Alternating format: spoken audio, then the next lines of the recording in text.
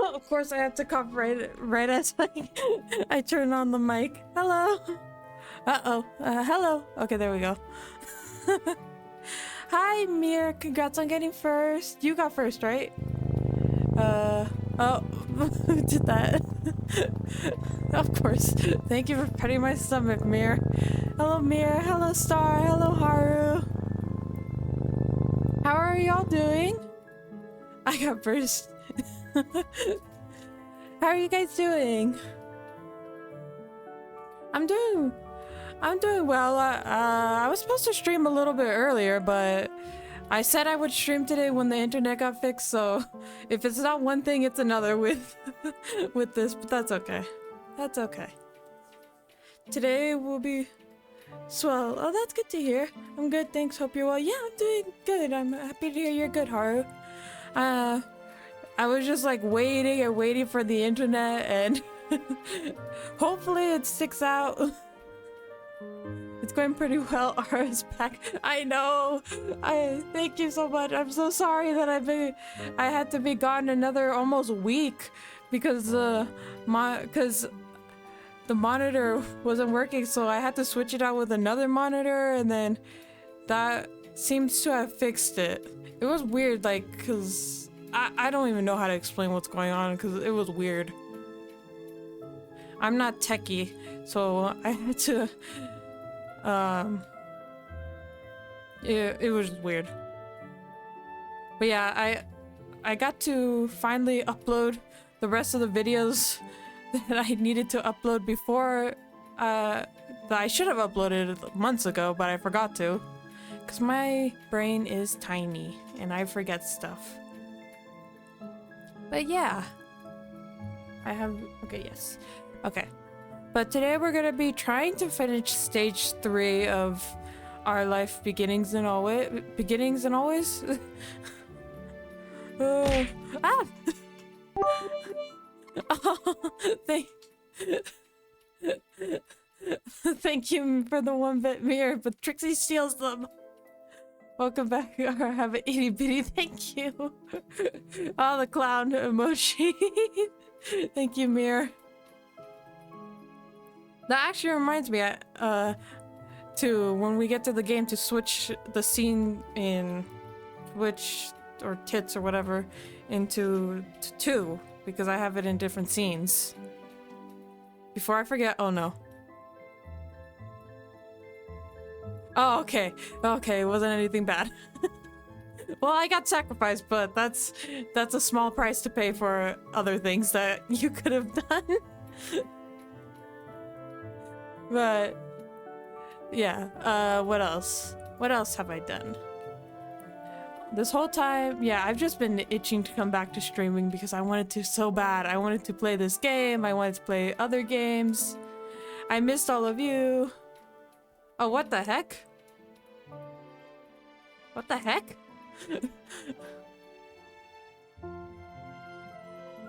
Hold on. Hold on, I think I may know what the problem is. Try now? Oh my gosh. Scap! Let's see. Let me look at that. 180% more scuff. No! Okay, and then the punch is fine, but how's the milk command? Maybe I could do it too. So, hold on. Let me go over here, over here. There we go, okay. Okay, I got it. I fixed it. That was weird. But that's okay. I fixed it. I had to think of what I did differently from now and from the last stream to now, and it was put the response things in a fold, like the notes in a folder. And I was like, what if I take them out of the folder? Maybe that will fix it, and it did. Meow, bitch! Oh my god. Hey, Tika. That scared me. I thought that was Mir. Actually, Mir would play the fart one. But, hi, Deka, how are you? How you doing? We're gonna be playing Our Life Beginnings and Always, and hopefully finishing stage 3. Maybe if it doesn't take too long, go to stage 4, but I don't know. Okay. Also, I ran the 3-minute ads while I was still starting, so hopefully that keeps us good for about an hour, and then ads will run again, and then I'll BRB, take a little break. And what is no PC, stop doing that. Okay. Oh, thank you for giving a hug to and everyone's eating poop again. Okay, let me get the game running. Oh, where is it? It's right there. Okay. I know where things are. Oh, it's so cute. The loading screen is so cute for this game. You can't see it, but maybe you can see. Oh, whoa, what the heck? Let me go to... I should have done this before. Oh, it went away. The cute loading screen. And everyone in chat are all adorable besides me, so there I win. Oh, wait, me and everyone. Thank you! You hear that, everyone? You're adorable. But apparently Deka is not. Nah, you're adorable too. Because look at that little cute emote you put. Everyone's adorable. Oh, here we go. Let me know how the game audio is. It should be, yeah, okay.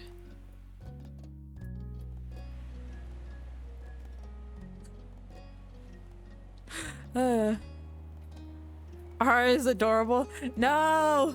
Trixie is adorable. I'm not adorable.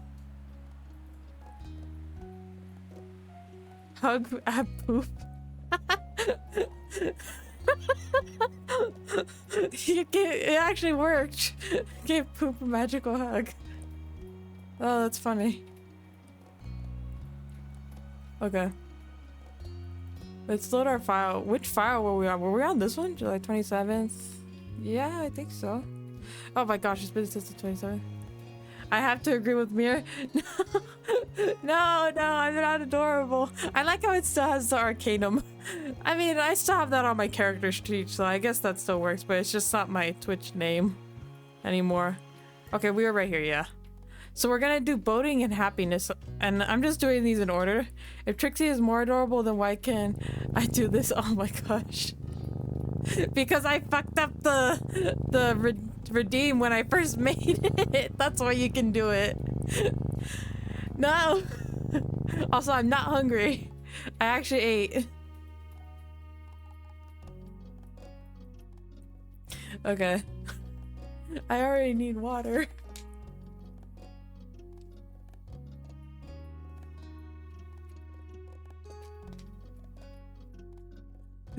Food. Hold on, let me make this a little bit bigger. No, hold on, not like that. Yeah, there we go. Okay. Let's go boating. Can you play? Oh, whoops. Oh, okay. Thank you for here. You can play 5 new moments. Okay.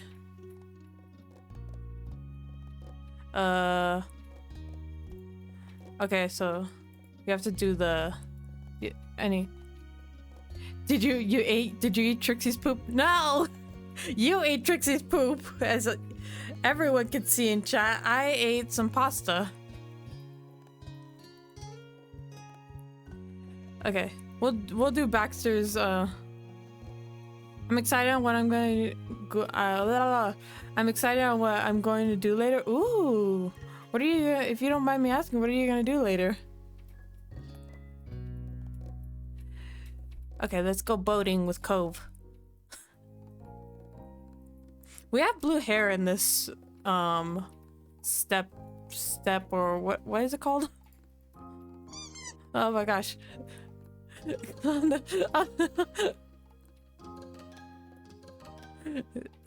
What did I do?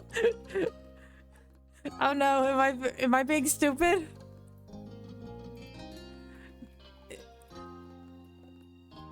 Okay. Well, I'm a clown now. And I probably did deserve that. Okay. Ah! Did the boop work? I always miss it when I look over. The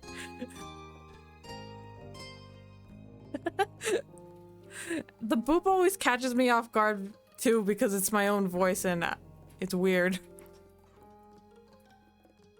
You perched at the kitchen island while it worked. Okay, I'm going to grind some meat and make fresh hamburger patties. Ooh, nice.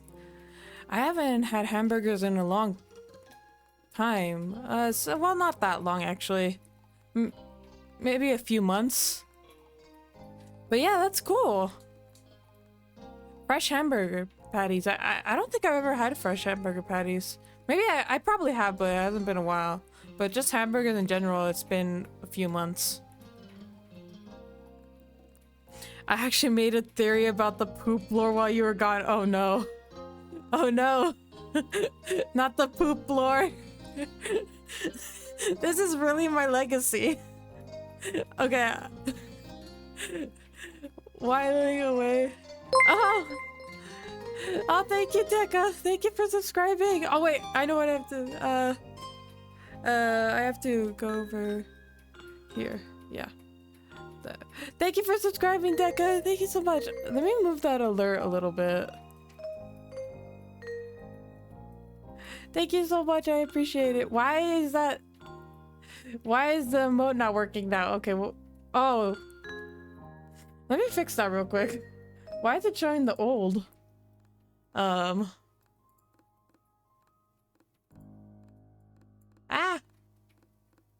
Just noticed the Trixie gift. That was cute. Yeah, I've had those since I debuted.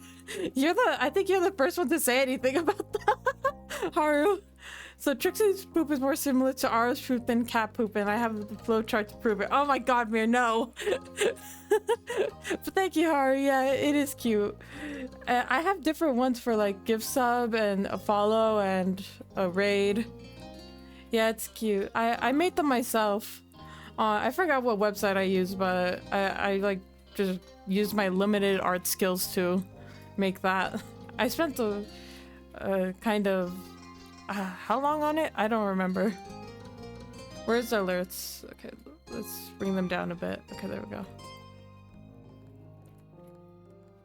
Sadly, you can't send images in Twitch chat.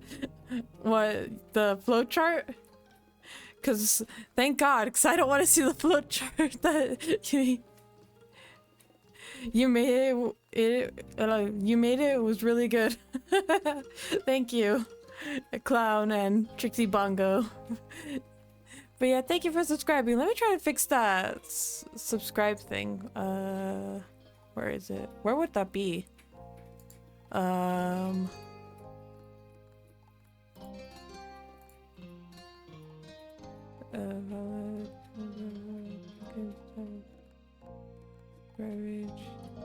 Honestly, I don't know, so I'll fix it later after stream.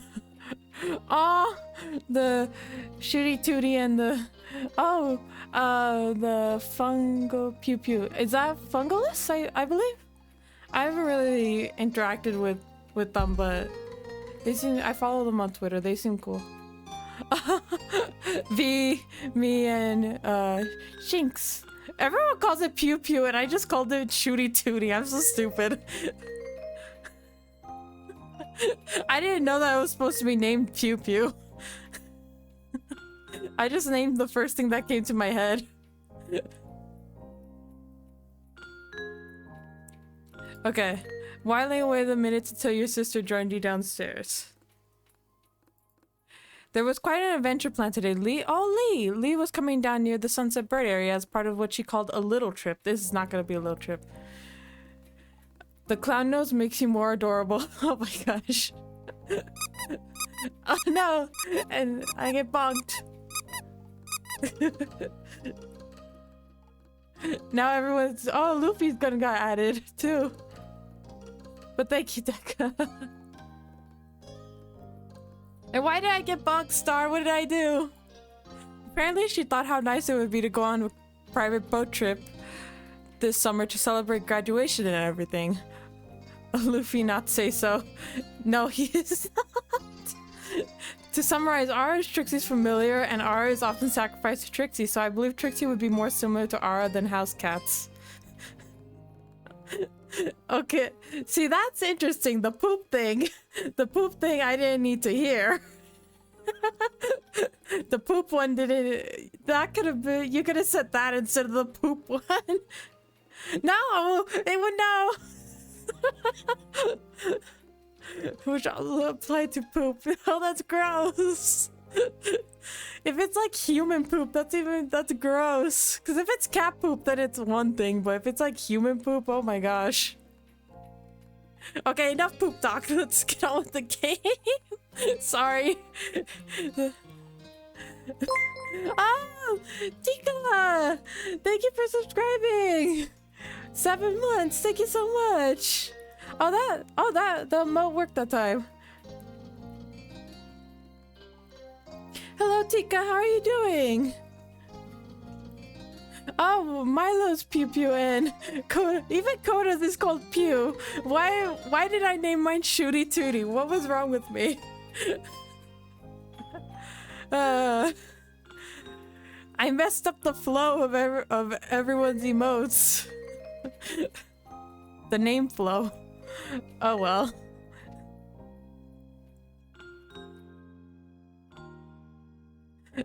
Mir, stop bringing everything back to poop. Tooty like poop. No. Just shooty tooty, like you're shooting a gun. I don't know. Okay. Been fixing my car. Oh, how's that been going? How's that been going, Tika? I don't have a car. I don't know how to drive. It's okay. You're just edgy. Why your gun name different? Yeah, I'm just edgy. Oh gosh.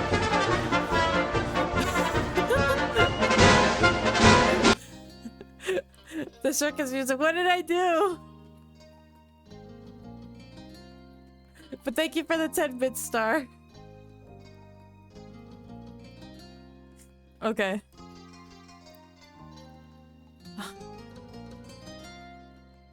A lot of cursing. Oh no! Oh gosh, the fart. Oh no, I'm sorry, Tika. I hope it goes well. Apparently she... Okay, what? Oh, I accidentally went back. When I was trying to do something, I guess. Graduation, yeah. What might have been an idle dream for most people turned into reality in Lee's hands. You've been invited along for the ride by your best cousin. It went well. Oh, okay, good. Okay, good.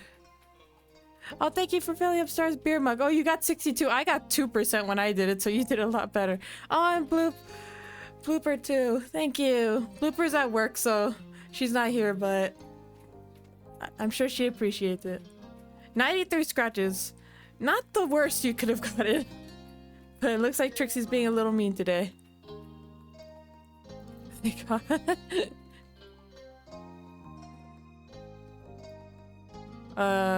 Oh, we're going on a ship. It was kind of insane she could make that happen. You were eagerly anticipating the adventure. It was be great to see her. The idea on the trip worried you a bit. You were pretty mellow about it all. Yeah, insane that she made it happen. Everyone's fighting Trixie. You guys are gonna lose. Trixie is unstoppable. You knew renting a boat was possible, of course. You did live by the beach, after all, and these things got advertised, but you also knew that it was expensive. For Lee, the cost was no object, and she wanted to share the experience. If I eat enough Bloopy. Is Bloopy here?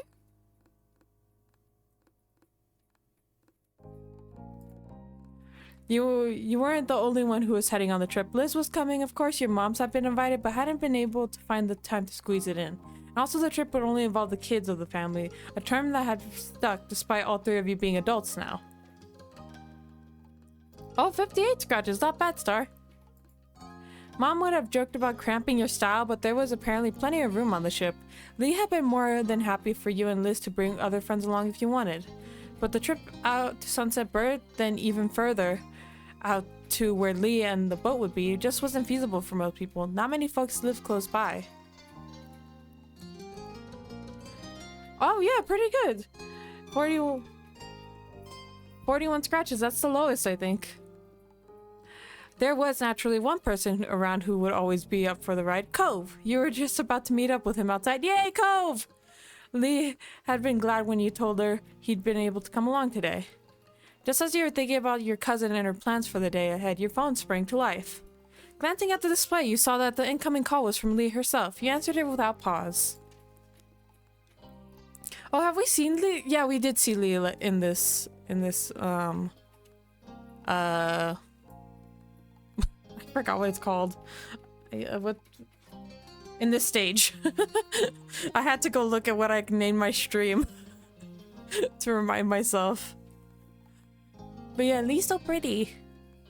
Hey. Hi. Oh good, I don't have to voice that. She dove straight into the topic, the trip meetup. You could hear the trill of excitement in her voice. I'm here now, and everything is all set. All you've got to do is show up and we'll be off. Woo! She spoke quickly, animated by anticipation. Hooray! You echoed her enthusiasm. I don't know if I did. Great, can't wait to see you. Liz and Cove are definitely still on board too. Oh wait, whoops, I thought that was... Wait, okay, I get the voices confused because they're very similar.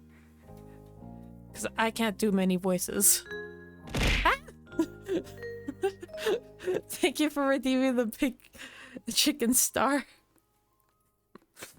They're definitely not... Trixie is definitely not eating them, don't worry. Liz and Cove are definitely still on board too, right?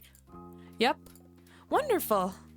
And... Oh, she looks so sneaky. When Lee spoke again, her teasing tone told you what was coming next. Prying. Cove is coming purely as your very good friend and neighbor, I take it. Still haven't asked him out yet?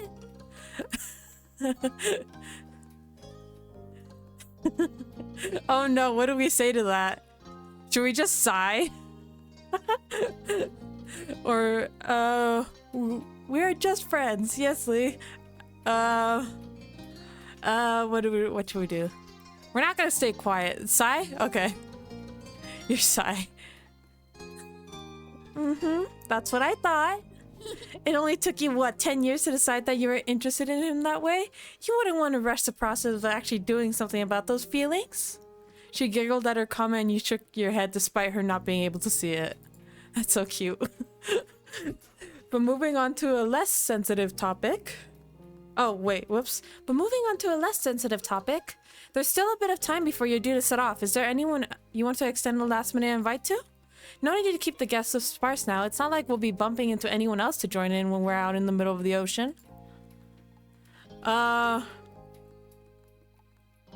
Should we invite Baxter for the drama? Again? Mir? The character said that, so I read it. So that doesn't count as a quote. That doesn't count.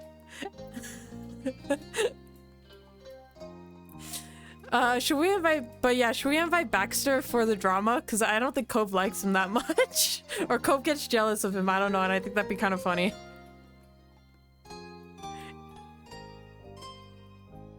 Let's invite him.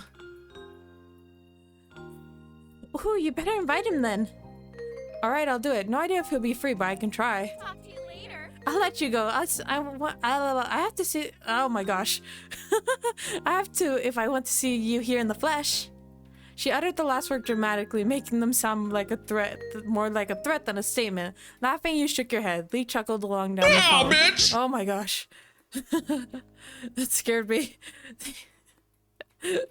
Oh my gosh, the sound alerts were a bad idea. They always scare me. Bye, Lee. Bye.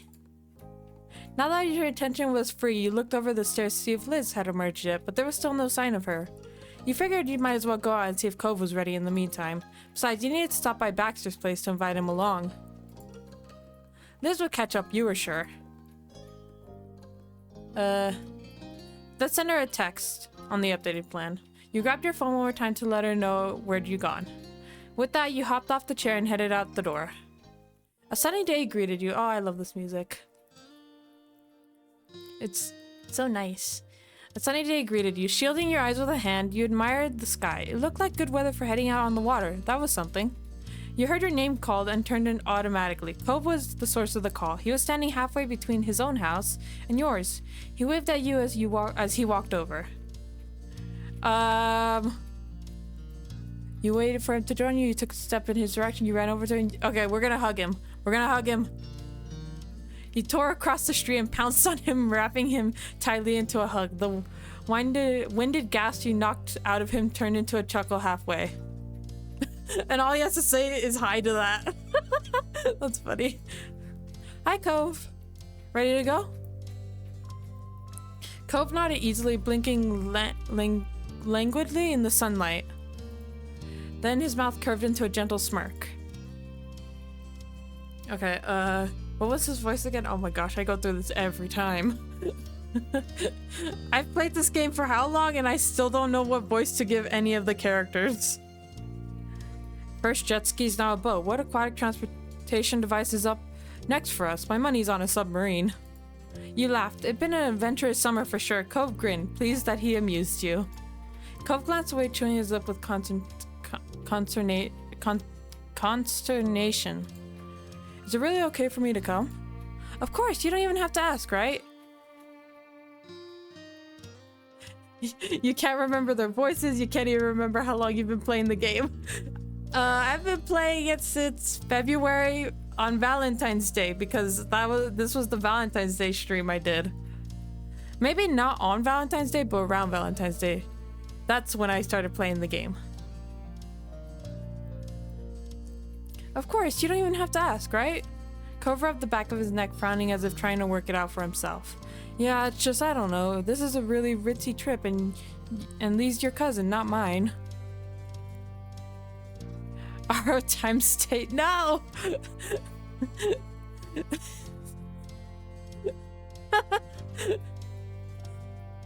I mean...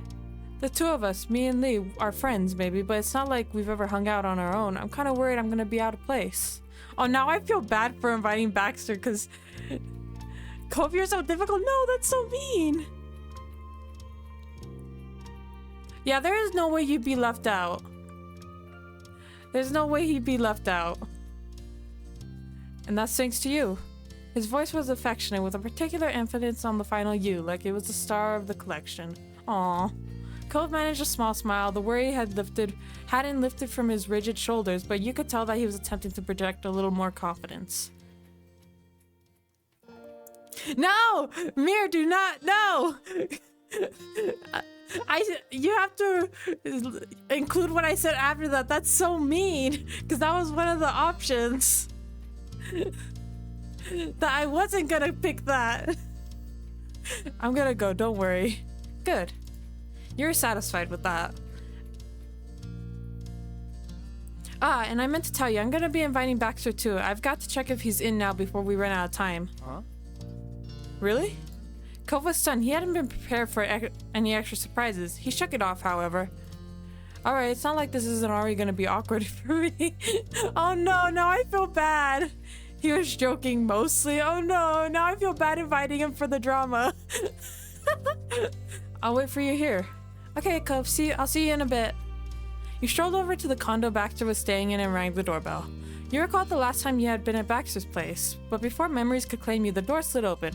Baxter looked out, his head tilted in interest. Oh no, what is that? That better not be the Cove, you're so difficult. I'm gonna cry. No. I'm not actually gonna cry, but no. I'm gonna cry and make you delete that clip. I'm gonna fake cry and make you delete that clip. Cry. Nice to see you. I swear his voice is like ASMR. Alright, what a nice surprise. Oh my gosh. I guess Baxter farted. He folded his arms over his chest, leaning casually against the door frame. Is there something I could do for you? We want to head on a boat ride with my family in Cove. We're taking a boat trip right now. Are you on board? Are you on board? That's funny. So the thing is, we're going on a sort of, no, let's not make it awkward. Let's do that. Let's just spring it on him. His eyes widened only briefly before resting back to his usual languorous expression. Sure. It was either an impressive show of restraint or Baxter's life involved more impromptu boat trips than yours. Perhaps both. You're a magician, Ara. You can just make it disappear. That's true. That's true. I have the power. And I have a magical cat too. Thank you, Haru. I can do that. Oh, cool. So, did you have any? You didn't have plans already? That's great. To your surprise, Baxter's mouth curled into a little smirk.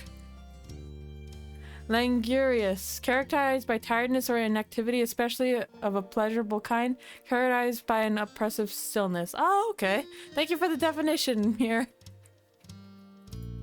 My schedule is always open for an impromptu and for why did I get him? Where did I get impromptu from? Oh my gosh. I swear I can read.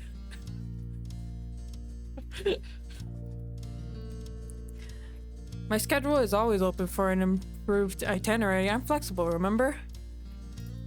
Oh. The thing. It's not the... He was not only agreeing to come on the trip, but apparently canceling some other plan in order to make it happen. Baxter was certainly something. Thanks for keeping me in mind. I think it's going to be fun. He stepped outside after securing the door behind him. He swept out an arm and indicated for you to lead the way. The first stop was to Cove. He was waiting as promised where you'd left him. Good afternoon. Cove, good to see you. And Cove, hi. There was still no sign of Liz. You took the opportunity to bring Baxter up to date on the plan for the day. He took in your words with interest. Only a minute or two more passed. Oh my gosh. Passed before the door to your house finally opened. Liz framed within it like a portrait. Thank you for the sound of the mirror. That scared me again. Unlike you, she had no need to shield her eyes with a hand in order to protect them from the sun's bright rays, as her hat was performing the job admirably. Spotting you, she headed straight over. She smiled warmly at you and Cove as she approached. Has she met Baxter? Her attention then promptly turned to the group's new addition. Oh yeah, she has, okay. What was Liz's voice? It's nice to see you again, Baxter. His eyes close as he bows his head in a nod ever so slightly. And the same to you.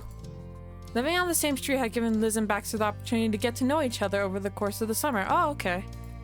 Though she spent less time with him than you had, and you'd anticipated that she wouldn't object to him tagging along on the trip. Oh, hey, Rai, how you doing? I go shop, come back, are on magic. Yeah, I was gonna be on earlier, but the internet was being a little fucky. So I had to wait and took a nap and then woke up and the internet was good, so now we're here. It is magic. I asked him to join us today. My ISP My ISP rolled a nat 1 yesterday. During Boulder Gate, it cut out. Oh no! Oh no! Just as you expected, Liz didn't have much of a reaction to the change of plan. She merely raised her brow. She looks so sneaky too. Oh. I do feel like,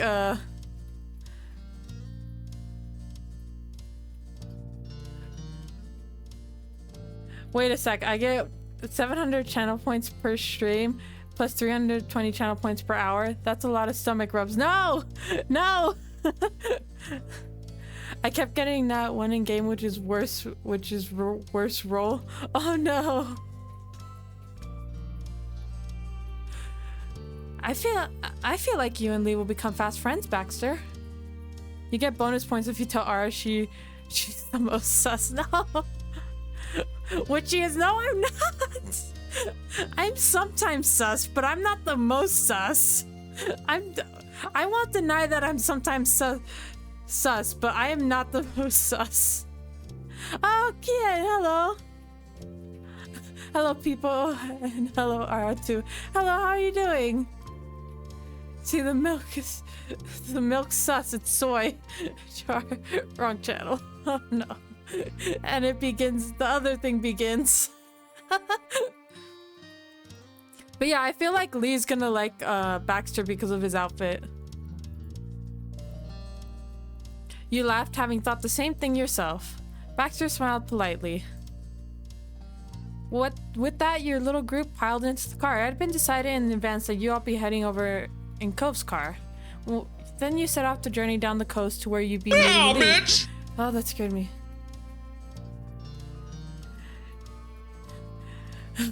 Okay, that scared me again. Okay, but where are we sitting? Who am I sitting next to? That's what I want to know. The anarchy begins sounds like the people were waiting for right to be sus. Oh no.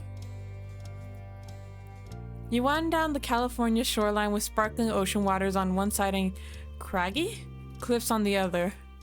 The world blurred by until eventually you made it safely to the large harbor. It was a far grander scale than the one near Mr. Holden's shop. Boats 2, 3, even 5 times larger could fit. Liz took charge from there, calling up your cousin to guide you the rest of the way. Lee did her best to explain where precisely the boat was docked. Given that she was doing it without seeing where you were, and that it was an area she was only slightly familiar with herself, she did a pretty good job. It took a bit of fumbling and a little retracing of steps, as your cousin and your sister had different definitions of orange. That was rusty brown, Liz had protested. But before too long, you heard a voice calling to you, not from the phone in Liz's hand, but over the wind rolling off the ocean.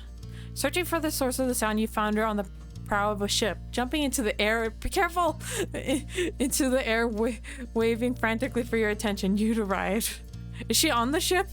Lee dashed from the boat over to the gangway where you boarded one by one. These are both terms I don't know. Oh, she looks so cute!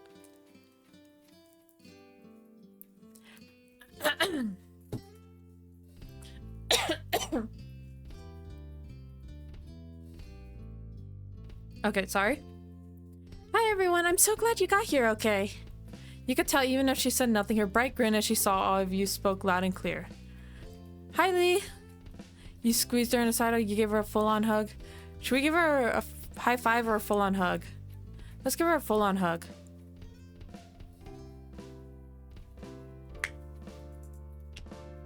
Okay. I was just popping my knuckles. So why not? You wrapped both your arms around her and pulled her tight against your chest. Squealing, Lee returned the hug just as tightly. Oh no! Oh no, it didn't work! The hug thing didn't work. I wonder why.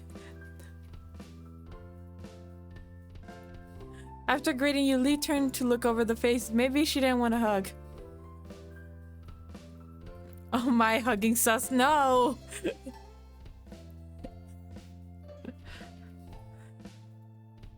Okay, Lee turned to look over the faces of the others who'd been joining you on your ocean voyage. Her attention was immediately pulled to the only one in the group that she'd not met before. Grinning, she approached him. My pleasure. I'm Lee. I'm so excited to meet the mysterious new man on the block. What a coincidence. I was looking forward to meeting our gracious host for the day.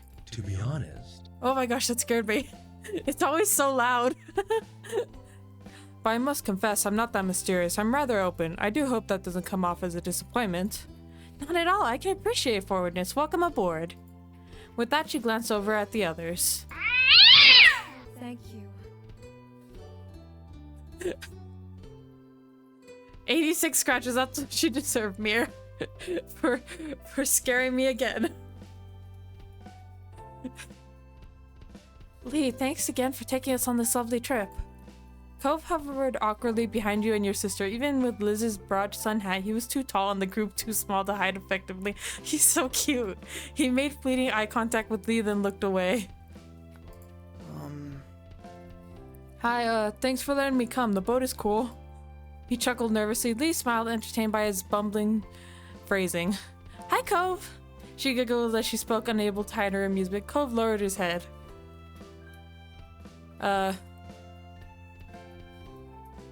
Should we stand in? No, listen, we can't. Let's pat his arm reassuringly. Yeah, let's tease him a bit. Cove gave him a hide and seek was pretty funny. Cove smiled weakly at you, his face flushed. You could tell that he was appreciated your show of support, was still embarrassed about needing the help. The floor seemed to give beneath you as Lee, who whooped with delight, you realized the ship had pulled out into the water. It had been so steady while it was moored that you temporarily forgotten you weren't on solid ground. Now as the boat rocked beneath your feet, there was no doubt you were truly setting sail. The little group dissipated into chatter or headed over to the railings to watch the ocean. You were ruffled by the breeze, which seemed stronger out on the water than it was on the back of the shore. The floor continued to rise and fall, reminding you of standing in a bouncy house while others jumped. On a boat at sea, not sus. How do you not know when a boat starts to move? I don't know. Maybe. Oh, we were hit with nausea. No, we're not gonna do that for the trip. Honestly, the only boats I've been on are like paddle boats. That's the only boat I've been on, I think. I can't remember. Were we scared or were we curious? I'm curious. I'm curious about how the trip is gonna go. As you let your surroundings truly sink in, you thought today was shaping up to be memorable. You're glad that you've been able to join Lee on this trip. We can really get the party started now. Oh, wonderful. What did you have in mind? Well, the word hung in the air as your cousin stalled. It was clear that she didn't have something immediately in mind. Cove's eyes sparkled as he piped up. Oh, Cove wants to go swimming. Can I go swimming with Cove? After I get our probably redeemed stomach rubs and care packages. You mean after you never get the RR? Because you wouldn't do that to me, right? Right, Mir? They do busy catching the boat to move, that's how. They too busy causing the boat to move. Yeah. Oh no. Okay. I still have time. I still have time. Good. Can we get out of the boat, like go swimming around in the deep ocean? Sometimes you swear the boy was part merman, the way he was continuously drawn to the water. But Liz immediately quashed the suggestion. No! No. Her tone left no room for debate. Baxter chuckled, combing a hand through his hair. I'd prefer to stay on board too. Sorry. It's not that kind of boat trip. It isn't supposed to stop anywhere. If someone did end up in the water, the captain would call the Coast Guard on us. Cove's shoulders slumped at the resounding rejection. Aw. All right. Aw. Poor Cove. That's disappointing. We'll find something fun to... We'll still find something fun to do. Subnautica. Yeah, it turns into to Subnautica. No way am I getting in the water. That's a lie. Suck it up. I'm not gonna read that completely because otherwise it'll be clipped. And me being mean to Cove. BRB. Okay, Mir. We'll still find something fun to do. Reappear Leviathan makes guest Reaper. Sorry. Reaper Leviathan makes guest appearance. Oh my gosh, that'd be funny. Truthfully, there isn't that much we can do on the boat that we couldn't technically do back on land.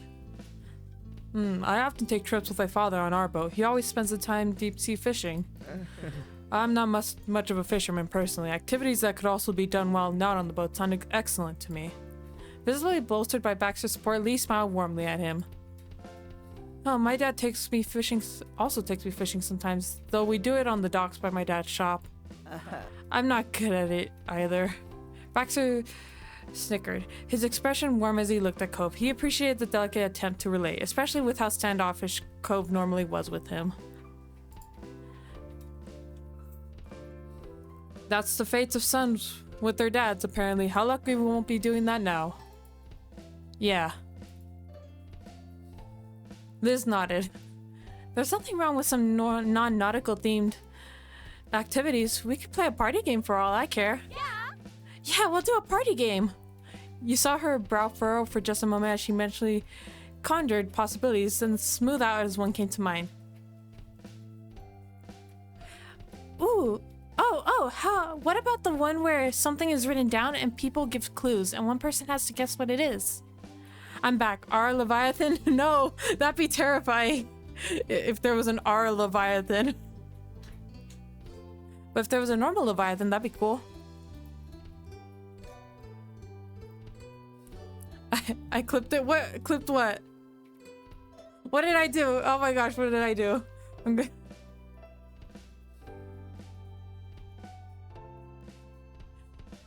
Oh no. Why not read it? Oh no. Sure, I said I'd play a party game and I stand by it. Who's guessing first?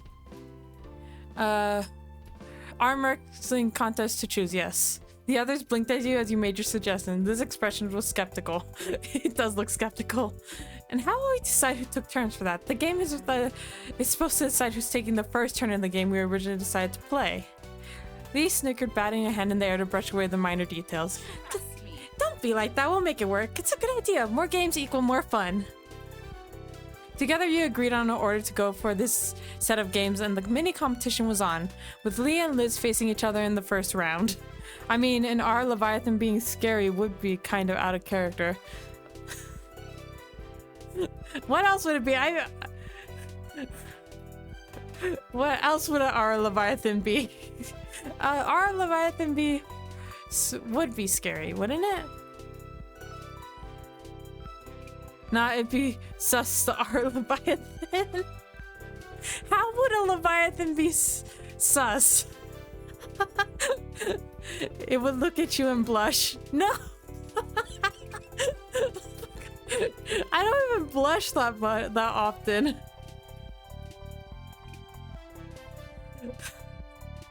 Together you... Okay, yeah. Strawberry milk.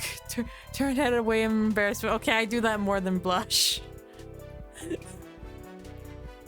This was triumphant in that first game. The next challenger was Baxter. He and this went up against each other and Baxter emerged victorious. Now he was waiting to see who he would go up against in the next round.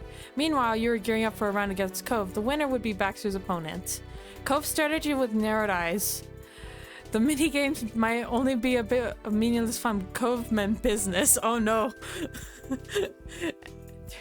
And we'll bring a huge jar with it. Imagine the Leviathan in a jar. That's a little sad to think about because the poor Leviathan. Okay, we're getting ready to arm wrestle Cove. I'm not very strong, so this is definitely gonna go Cove's way.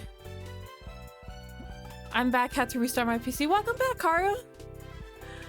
With all that milk. The poor Leviathan floating in milk instead of water. Oh my gosh.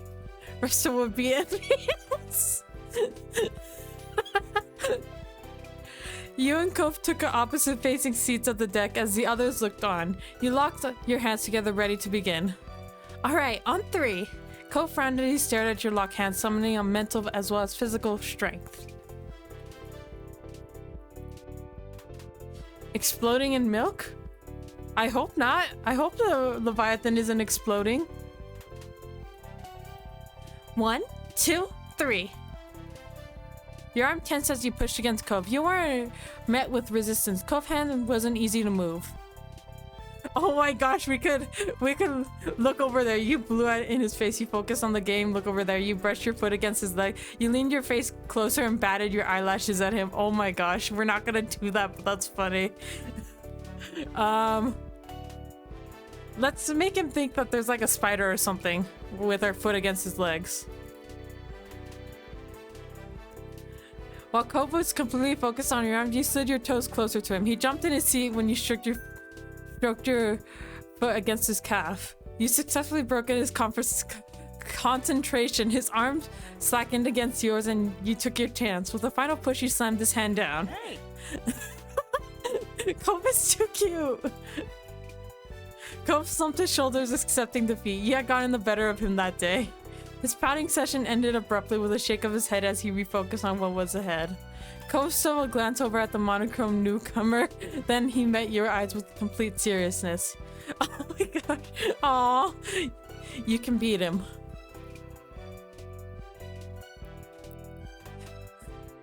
Yeah, well, let's blush. To get back at us, let's so Cove can get back at us, let's blush.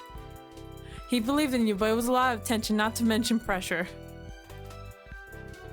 Baxter watched your exchange with Cove and waited until the appropriate moment to approach you. His smile curled.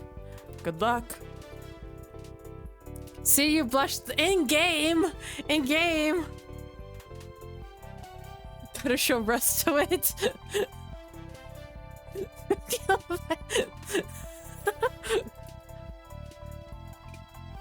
Yeah, good luck to you.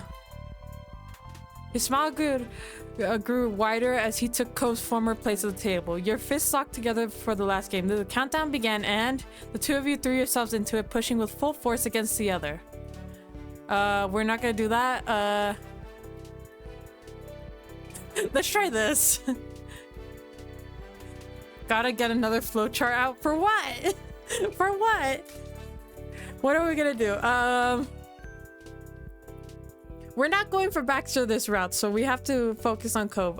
We'll just focus on getting his hand down.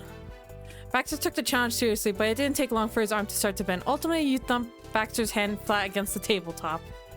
Yay! We won! How did we win? I am so weak. There's no way we won that. It was over, and the victory was yours. Cut, you losers. Yeah. Let's flex our arms. You had them thanked for this success.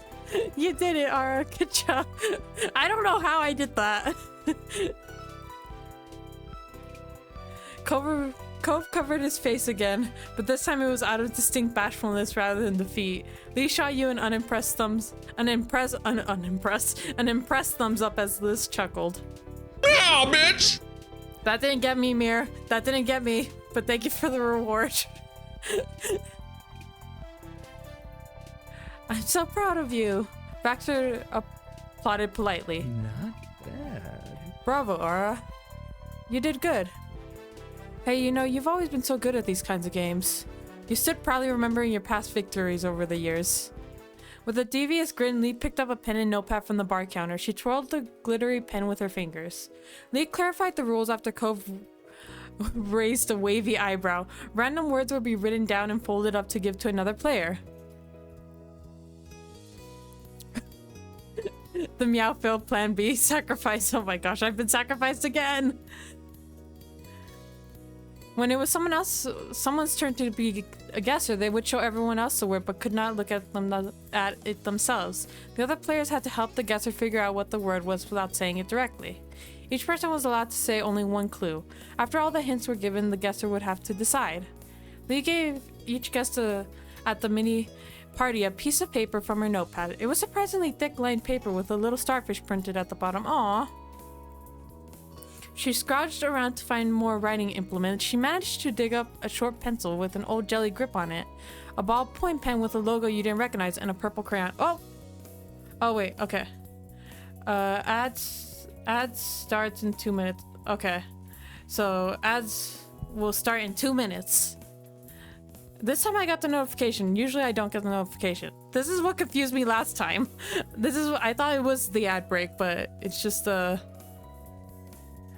message that it's gonna start soon. Okay. I won't go BRB yet.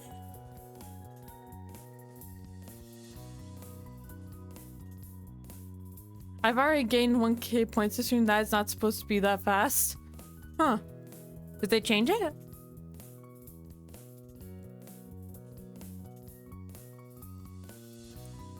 Ballpoint pen with a logo you didn't recognize and a purple crayon.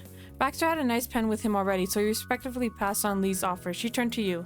Okay. Here, pick one. I want the purple crayon. Of course. You pulled the crayon from the fanned assortment of options Lee had presented to you. The crayon was a lot thicker than what you were used to. Sorry. It smelled like kindergarten with a hint of those restaurants that used to give crayons with their kids' menus. Oh wait, I donated a big... gave me 350 points. Oh, okay. Oh, okay. After the random selection of words were determined and papers were passed around, it was time to start. Alright. I guess we know who's going now. You unfolded the paper given to you, careful not to peek while you showed everyone. Liz leaned in closely with a thoughtful hum. As soon as Lee had a chance to read the word, she jumped up. Dog! There's a popular type of dog sometimes called that.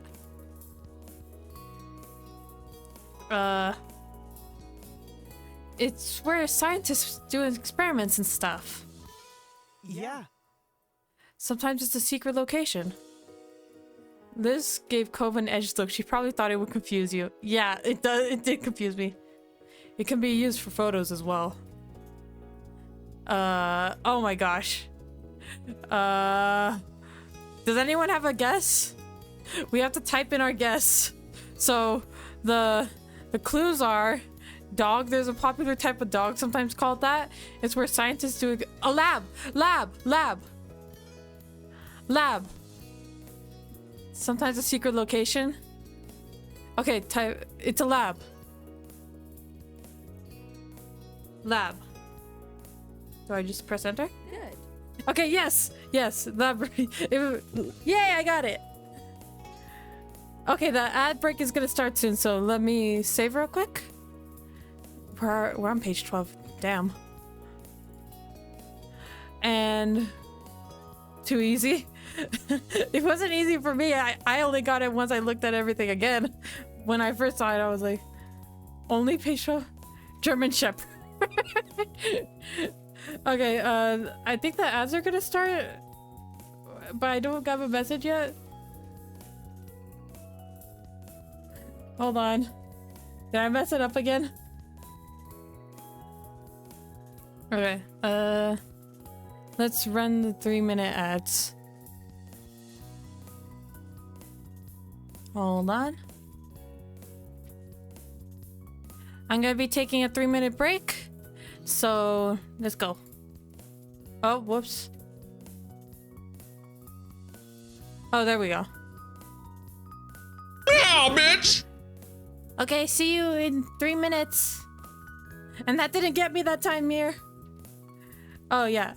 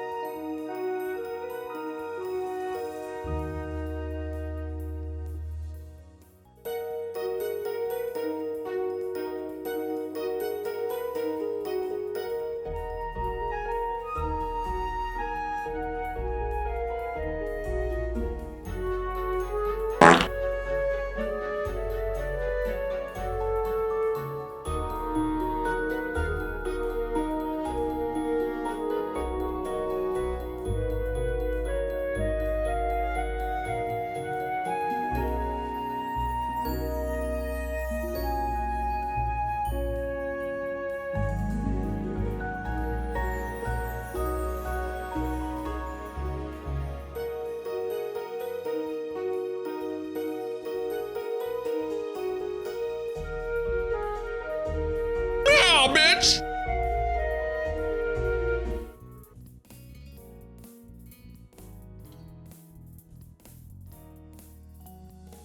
almost forgot to unmute. That would have been awkward. Also, the fart scared me, but the meow bitch didn't. Sorry, Star. Quick summer redeem jar. Also, I was not getting jars. I was... welcome back, thank you! Welcome back, thank you! Welcome back, thank you! Oh, you put... That's it! That's it! You got it! Yeah, you nailed it! Everyone cheered. Liv gave you a round of applause. You looked at the paper in neat, tiny writing. You saw the word lab printed. You laughed. You shrugged. You breathed silently. Wow, that was the no. Let's laugh. The hints of the others had given you had helped out a lot. Even if Cove's clue was a little strange, it was actually his helped a lot. It was Baxter's that didn't help at all. Clue was a little strange. It was fun to see where everyone's minds had gone when trying to describe the word lab. We should definitely keep this ball rolling. Baxter fished out his paper out from his ripped pants pockets and presented it to the group. Loopy handwriting spelled out the word slide. Oh, kids like it. It's for kids. Kids? Lee bounced enthusiastically, holding out a hand to indicate the short height of children. Baxter nodded slowly. All right. It's at playgrounds, but not really small ones usually. The playgrounds around our neighborhood doesn't have it, if you've been there.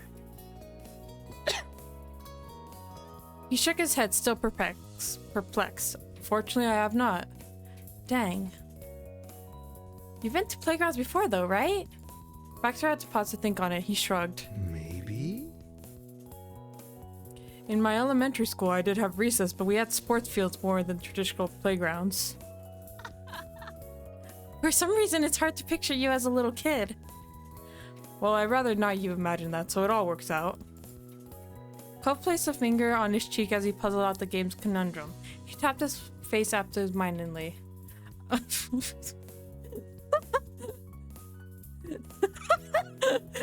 Cove! I mean, I guess. It's slippery. You can't really walk on it. Huh? Slippery? Every clue lost Baxter even more. He had no idea what the word could be. Okay. Okay, let's see. You sit on it, then go down. It's tall, long, and then you have to climb to the top. You can go on it one way, but you can't really get up the other way. That's a lie. I always used to climb up the slides. Oh, there's a jar. Penguins! I saw penguins! We did not offer a hint. No. I love penguins. Sus. Milk. Oat milk. 2% milk. Penguins do it on their bellies. Oh, slide? That's it, slide. Baxter's floundering confidence returned with full force with a broad grin. Excellent. I got it. He flipped the paper over and traced his finger across the word. He smirked at it.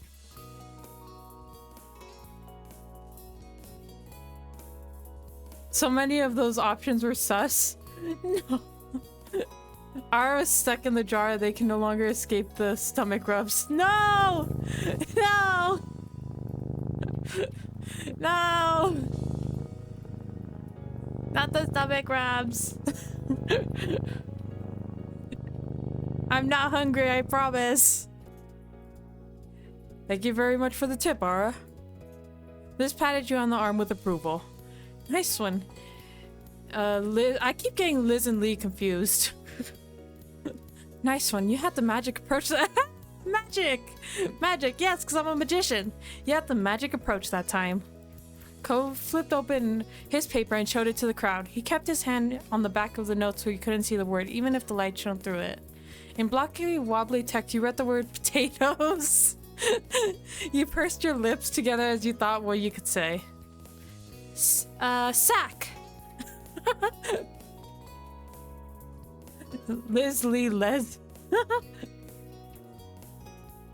Liz turned her head with an incredulous expression while Lee continued her thought. She jumped in, pointing right at the paper Cove had in his hand. You put them in a sack. Sus.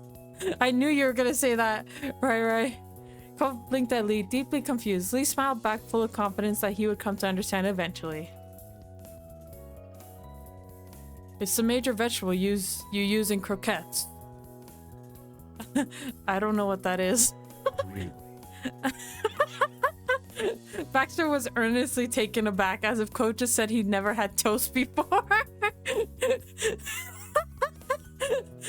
Maybe we should change that. There has to be somewhere in town that serves them, right? Liz cleared her throat, saving Cove from having to respond beyond his frown. It's that Mr. Toy with different faces and things. Cove tilted his head, utterly baffled at the different directions that everyone had taken.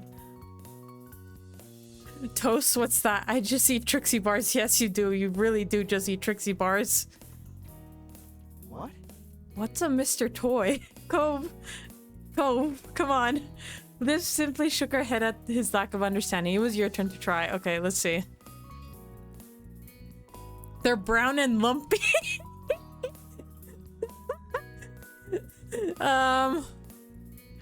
Cove, forget the croquette french fries. My mom loves the mash and Mom thinks it's bland. You shook your head, not offering a hint.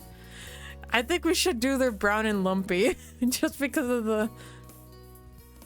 Yes, that's exactly... They're brown and lumpy yeah. We're going with this. If the poop is my legacy, we're gonna go with the jokes.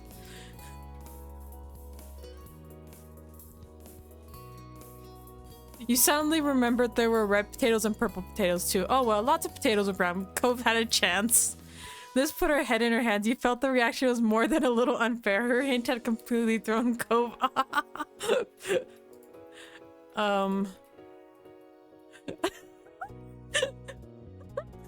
Cove's brain had... Oh my gosh. That's so funny. Answer not found.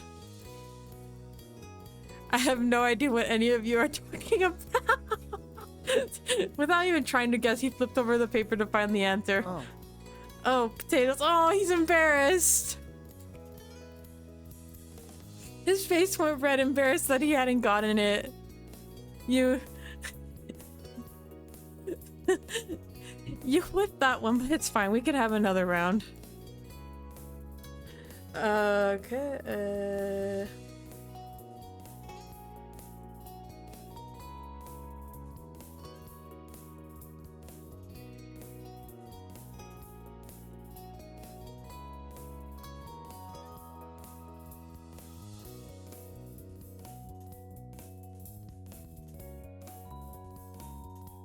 Suddenly the... Oh, thank you for giving Cove a hug. Actually, no. No, don't give Cove a hug. Cove is mine. Just kidding. You can give him a hug too. But Cove is mine. Suddenly, the boat tipped forward before rocking back harshly. The ship must have gone over a bigger wave than usual. Liz held onto her hat desperately. Lee laughed at her immediate death grip. Clipping. Oh, sus. Oh no! Sebastian! Ara cast possession on Cove. You never know what'll happen on the high seas. What? Yeah, let's say watch out, Liz. You wouldn't want to lose such a nice topper. You and Lee chuckled together while Liz stuck up her nose. However, your sister was now smiling and her whole head slackened. Ara cheating on Cove, unless stay into Polly. I'm personally not, but I'm not cheating on Cove. They're different games. Different realities. It's fine.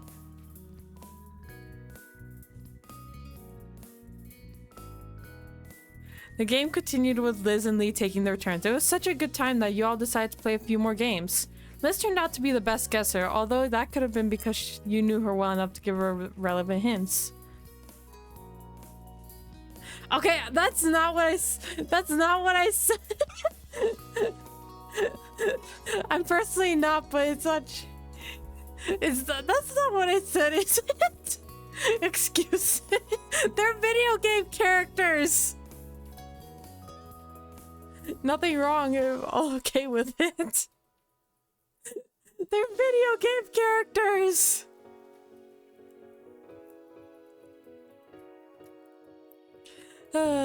Lee had to stop herself from answering on the first clue she was given, but no one really minded. All in all, everyone was glad that Lee had suggested the game. I'm being sacrificed again. Oh! Lee shot you a grin. Why don't we have some drinks? There's a bar on the ship. Oh my gosh. That scared me again. Cove tilted his head in disbelief. Lee continued blithely? Oh, yeah. Yeah, there's a bunch of stuff behind the counter. I bet one of us can make whatever they think of. That sounds like an interesting challenge. There's lots of different juices and stuff. I think I've even seen strawberry puree and pineapple. The carrot juice sounds intriguing. So... It's a juice bar. Yeah? Liz laughed and tapped Lee on the shoulder. You just said parley. I think you gave the wrong idea. Oops, sorry for the disappointment, Cove. No alcohol is provided by the ship. That's probably required considering the group they've got today. I'm not disappointed by that. I didn't want to get drunk on a ship. I'm a little disappointed. Lee breezed past that misunderstanding as though it hadn't even happened. I was thinking we could mix them up and get something special. Anyone interested? Cove thought about it, intrigued. Liz smirked, recognizing the potential for chaos. Blithely.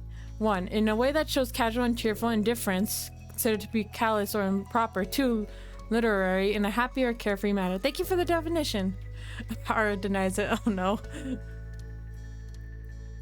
That sounds like a recipe for disaster. That sounds like a recipe for disaster. It'll be a dream, trust me. So, who wants to make drinks? What? What? It was your idea. Why don't you do it? I've mixed drinks before. If anyone else wants to try, this would be a great chance. I'm a gracious hostess. Cove and I can make the drinks.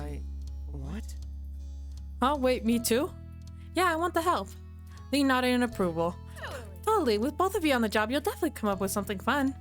With only mildly pinched brows, Cove accepted his enlistment. All right. Oh, I'm so excited. Let me show you the bar. Lee gave you a brief tour of the selection in various compartments. Cove wrinkled his forehead again at a few of the available juices, but didn't ask any questions. After that, she went back to the tables while she shouted a final message over her shoulder.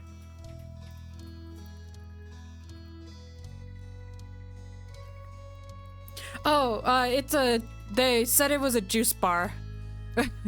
Not a alcoholic bar. Is that what it's called? I don't drink either. So it's not a regular bar. Why did I say that? Why did I say alcoholic bar? Does that even make sense? I personally don't drink. I mean, I can, but I don't. But no, they said it was a juice bar. Good luck, make it delicious and make sure there's enough for everyone. She gave you a thumbs up and skipped back to the others. There was a fridge packed with cartons and various glasses, bottles of juice. Leah had placed a pitcher on the counter for you to mix things into. I don't drink. You not even drink water? I drink water. I drink water and lemonade, and that's basically it. I find that weird. Oh, because in the UK it's legal to drink at 18. Yeah. You stared at the options, trying to see what you had to work with. There were a lot of choices. Water? What's that? I just drink Trixie's golden liquid. No! Ew! No! We are not starting that. We already got the poop. We're not starting the... I am gonna ignore that. What about blood of enemies? Oh no. That's what Trixie drinks. I'm 13 and I drink. Yeah, sure, Star.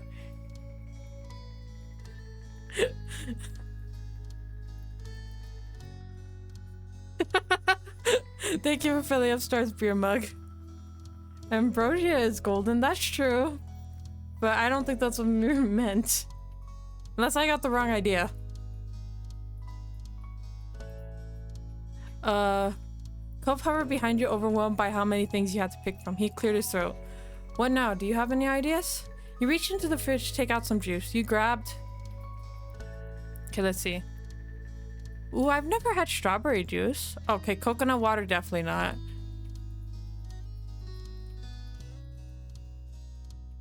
Maybe Trixie makes ambrosia? Nectar from the gods? I used to, but stopped drinking alcohol years ago. Ambrosia is golden. Okay, so it's ambrosia, not pee. Okay, good. Okay, let's do strawberry or pineapple. Apple and orange are too basic. Oh, I do like grape juice. But would grape juice mix well with other things? Let's do carrot juice, no. Well, pineapple or strawberry? Cranberry juice might work.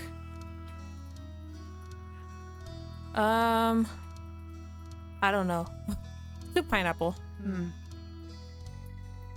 I think Cove likes pineapple anyway. Okay. Cove leaned around you and grabbed a bottle of apple juice. He set it on the bar counter hopefully. Oh, he likes apple juice. I should have picked apple juice. Darn it. Can we add some of this too? I like it. Go for it. You wanted to... wanted Cove to help after all. He happily poured some of his juice into the large pitcher with yours. There was still room in the pitcher for quite a bit more juice. I think that looks good already, but is there anything else you want to add? Strawberry. He poured in the third juice. Careful. That might not taste good, actually. This is gonna taste weird. While ambrosia is golden, we still do not know what ambrosia was made of. We still do not know what ambrosia was made of. Not until now. Actually, no, I don't. Well, yeah, it's this drink that me and Cove are making. That's what it's made out of. It's made out of strawberry, pineapple, and apple juice. No, not cat pee! Not cat pee!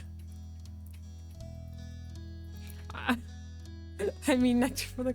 Not cat pee! It's from the drink that me and Cove are making. No! No!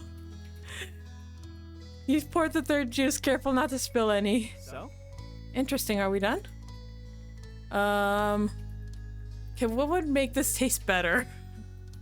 Okay, so we got strawberry, apple, and pineapple. Let's add some cranberry. No! That is not gonna be a command. I refuse. We already have the cursed poop one. The fourth element was added to the ever-filling pitcher. You screwed the lid back on and returned the bottle to the fridge. Okay. And that's all. With your juice done, you set out some glasses and poured out some for everyone. Hey, it's done! The group got up from the lounge chairs that they had been sitting on and came to fetch their drinks.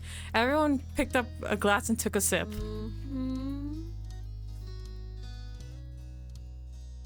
No! No! That is not gonna be a command! Okay, you either get poop or you get the pee. That's it. You don't get both.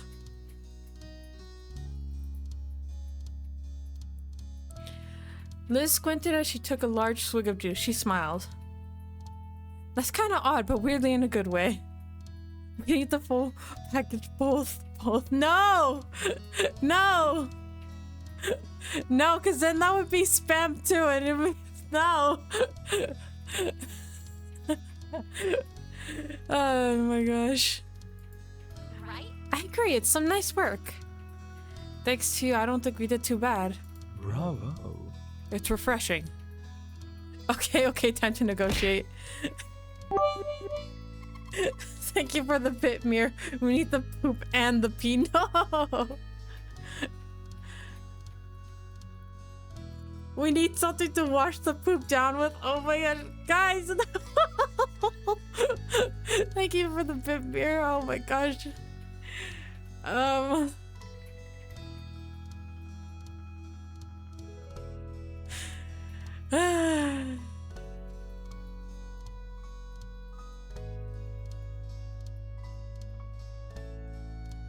If P command would call Ara cute, then I'm definitely not doing it. I don't want to be called cute.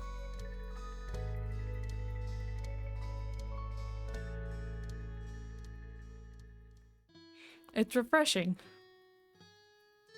Why not? Ara is cute. No.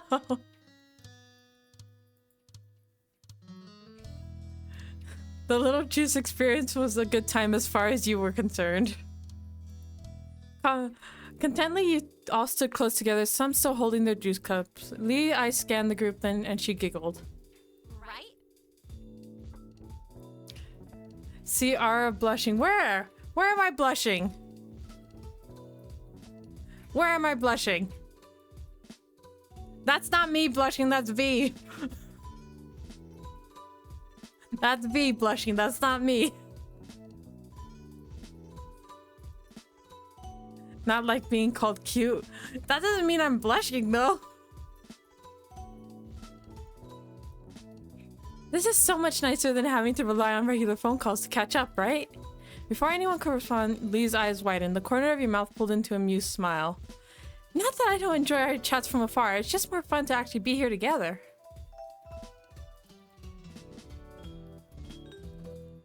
That's fine. We understand. Yes, this is a fantastic little party. Happy graduation, Lee, R, and Cove.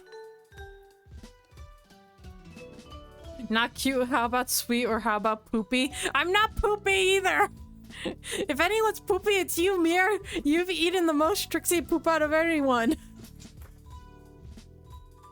Best voice actress? No, not even by, not by a long shot.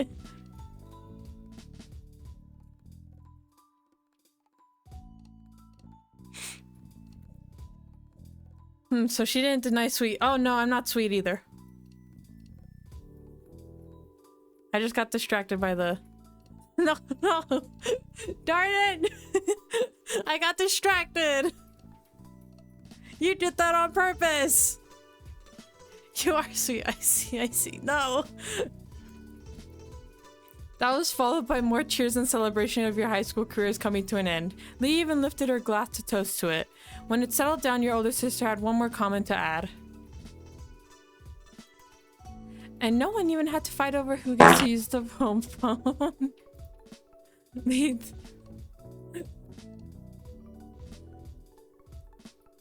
Probs want something like the most magical. Yeah, that'll work. That works. I'll take the most magical. Even though it's not true either. Lee threw her head back in thunderous laughter. The smile widened on your face. I remember that. All the times Elizabeth here was trying to push me into being less Gabby. She needed me to just stop so she could call her other friends instead. Hey, many teams have a too cool for family phase.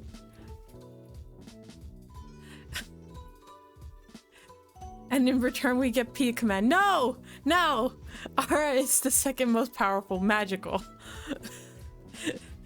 Oh no. Trixie's the most magical. I'll take second.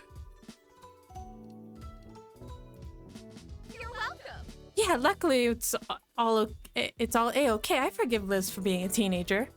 I got a hearty laugh out of Liz. You caught a quiet snicker out of Cove's too.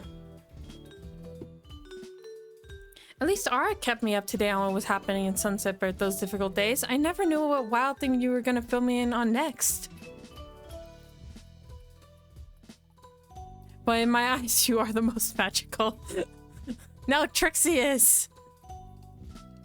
I couldn't wait to fill you in what was happening. Hey, I had to tell somebody what was happening day to day with these people. Liz really missed out on those meaningful conversations. Yeah. It was truly something that you look forward to every chance it came up. It definitely is always fun to stay in the neighborhood, Loop.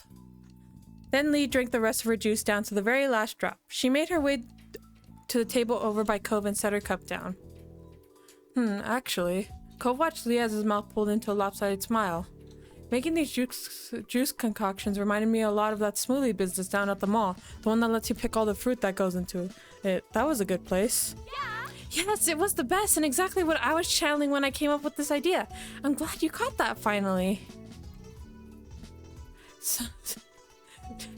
Darn it, sounds like love at first sight, magical sparks flying. Huh?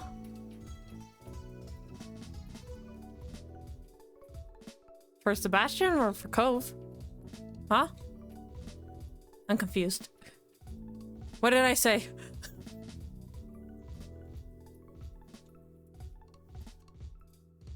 Sorry, I can take a while for all. Oh, okay.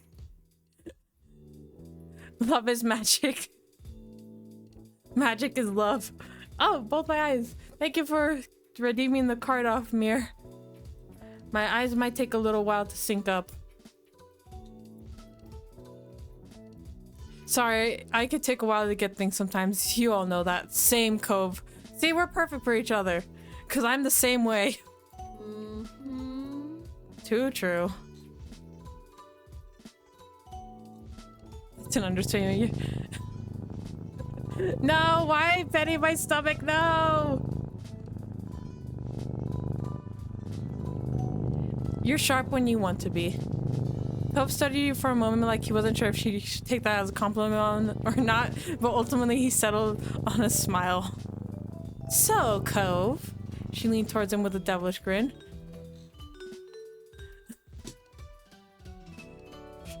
You tell me, oh my gosh. I used to not get things as a teen. I'm an adult and I don't get things. And as a teen, I didn't get things either. I have to have things explained to me multiple times. Sometimes. Not all the time, just sometimes. Oh, Lee is trying to get Cove to blush again. Do you still have that wind chime Ara totally got for you? Yeah. Of course I do. I'll always keep it. Even when people were forward, I was Stoffy. I don't think I don't know. I'm probably the same way. Cove spoke so earnestly that the grin slipped from Lee's face. His seriousness surprised you, but you felt the affection he had for it, and you nonetheless. Oh, this is so cute!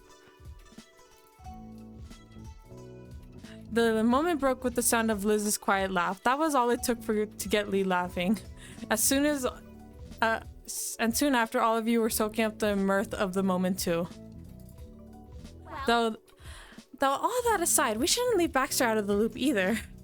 Everyone followed her lead and turned towards guests for this summer. His expression softened as he shrugged one shoulder.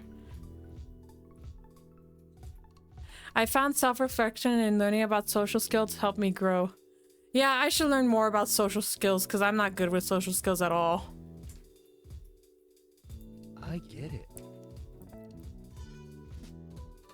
Well, it's true I wasn't here for these stories. I do enjoy hearing about them. It's nice to only listen sometimes. Cool, really mature. Thanks. Thank you. Thank you. His gaze traveled from Lee to Liz and then over to you. He sighed. My cousins aren't nearly as close in age as you are, and as an only child, I'm curious what that kind of relationship is like. Oh, I'm with you there. Only child solidarity. Lee nodded firmly to Baxter and then shot Cove a serious look. He crossed his arms. This is why I say I don't have common sense. I don't have common sense either. My sister always says my common sense is like she always makes jokes about my common sense. It's really funny. Alright, only child solidarity. A genuine smile lit up Baxter's face. Lee clapped her hands together, pleased at the united front created. You have Ara's sense. That's not good either. Sharing the same wavelength, you and Liz turned your faces to give one another a look. Not breaking eye contact, she reached over and put a hand on top of your head. Thanks. That's wonderful, you three. I'll keep Ara, thanks. Your siblings' stare shattered into laughter. The others joined in as well. Ara senses the sense. What? Your Ara senses are tingling. I'm sensing sus. No! I'm not that sus! The hours were spent chatting away, sharing stories and favorite memories as the boat drifted out to sea. As time slipped by, the sun hanging low in the sky signaled that it was time to set sail back to the harbor. The more boisterous atmosphere from earlier had settled into a blanket of comfortable relaxation. Oh no, here goes some milk again. Liz and Lee were absorbed in conversation, lounging around on the deck couch. Baxter sat across from them, nodding along, and every now and then you could hear laughter coming from the three of them. There were always smiles. There were always smiles. Is that always for the 3 times in a row I got that? I don't know. It's supposed to be random.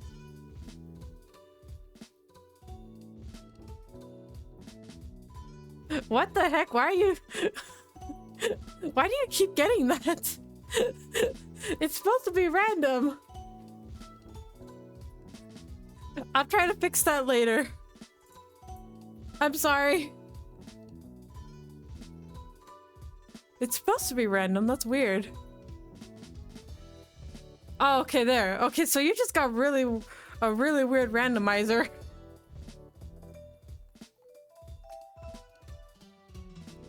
Just random, yeah. Taking a deep breath of sea air, you sighed contentedly. Cove stood by your side in the center of the deck.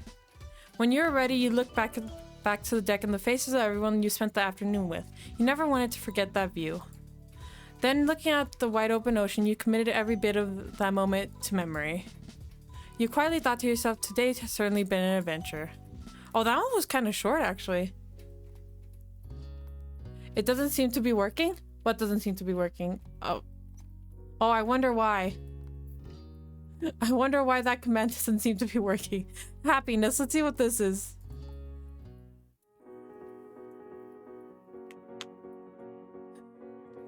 P is not a command. The day in the... Oh, let me save real quick. What time is it? Okay. We still have, I think... You know what happiness is? A peak. No! That's happiness for you! Not for me! The day and the week were nearing their end. No! Haru, no! Don't join in! Trixie has made ambrosia for... No! Right now! Also watching our streams. Oh, thank you. Thank you, Mir. That's really nice. Okay. I'll think about a P command, but I'm not promising anything.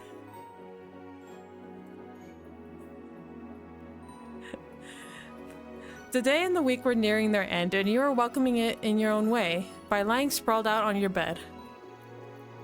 Yes, RIP Cappy content. Oh, thank you. Oh, what's wrong? Oh, you got sus milk. Lurk, I'll be back in a bit. Okay, thank you for lurking and cleaning Trixie's litter box, Mirror. It was quiet in your house, getting to that time of the night where you really should be sleeping, but you didn't feel tired at all. Oh no. Star, no! Star, no! You rolled on your side. Outside, the last lit up window across the street blinked out, leaving the buildings on the block faceless silhouettes against the blue-black sky dotted by stars. Oh no, nuts! No, not the sus milk. Now why is that one getting picked so much? I'll worship the sus milk. Your prompt came to life on the nightstand, a pale light cast on the ceiling of your room. Without looking, you threw your arm behind yourself, groping around on the table until your phone was under your palm. Goat milk. At that point, you lifted it to your face, snorting when you saw the familiar name attached to the short message just reading, "Hey, it's Cove." Cove wasn't much for sleeping now either. As you made to reply, though, more and more texts came through in quick succession. Hey, you like doing things. You like doing things with me. I mean, what I'm saying is that there are things you and I do that we like together at the same time. Yes. Now that was eyebrow raising. Yes, it was. He's nervous about something. You propped yourself up on one elbow, sitting upright against the headboard so you could text more comfortably.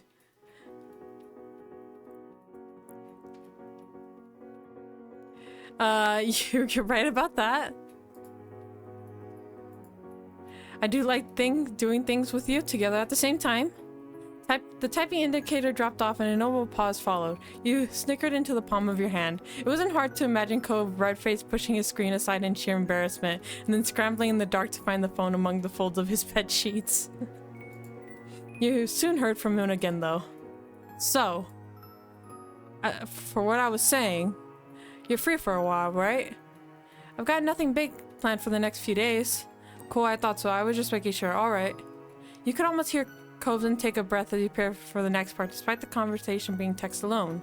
The window of your messaging app might as well have been a screenshot you were left to keep track of passing seconds with the rising and falling cries of the crickets outside. When your screen darkened from inactivity, you wonder if you should do something yourself.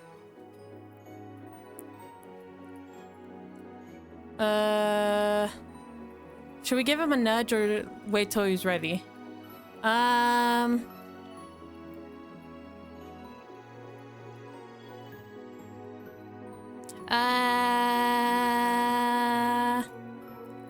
Okay, okay, I just clicked random there, so we're not giving him a nudge, we're waiting for him to be ready. You dropped your phone against your chest and closed your eyes. You wouldn't be able to see him, but it would be hard to miss the telltale signs of an incoming message. Even if it took a while, you were willing to wait. And soon enough, a reply came. What if we did something new or sort of unexpected? Would you be okay with that? Something we haven't ever done together? You lowered your phone, leaning back against the headboard as you thought it over. The streets outside your window looked different at night, but you knew that if you were to wander out, there would be no chance of losing your way. There wasn't a single inch of your neighborhood that you didn't know by heart. And everywhere you looked, from grassy hill behind your house to the shops by the beach, you could recall a time you'd been there with Cove, mostly just chatting as you walked together. You didn't mind everyday things like that, but as for something new or unexpected...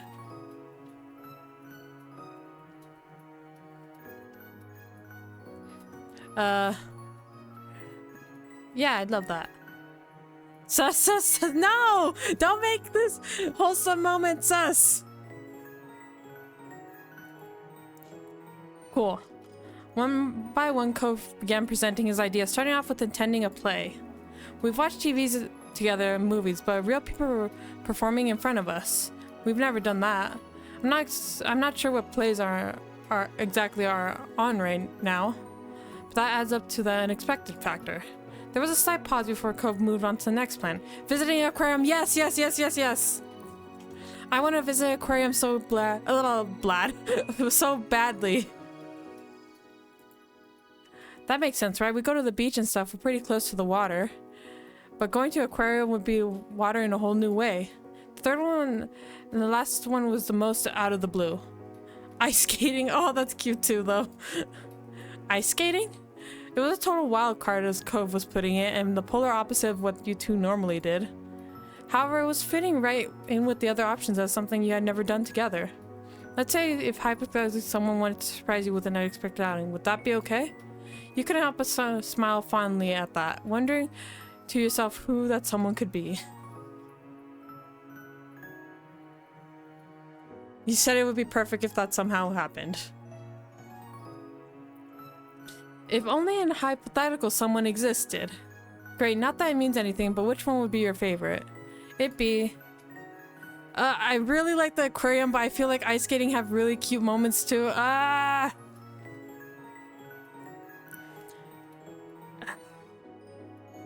Ice skating, we'd be falling the whole time though. The aquarium, the aquarium or ice skating? The aquarium or ice skating?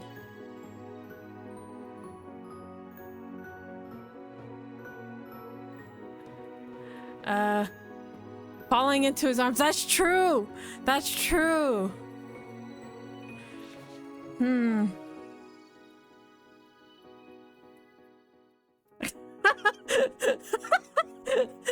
I slip, fall into our arms. I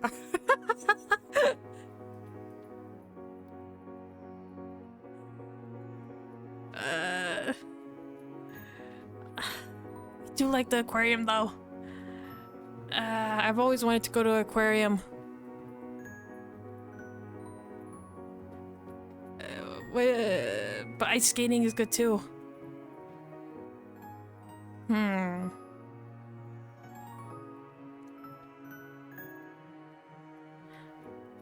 I guess we'll do ice skating because it's the most different.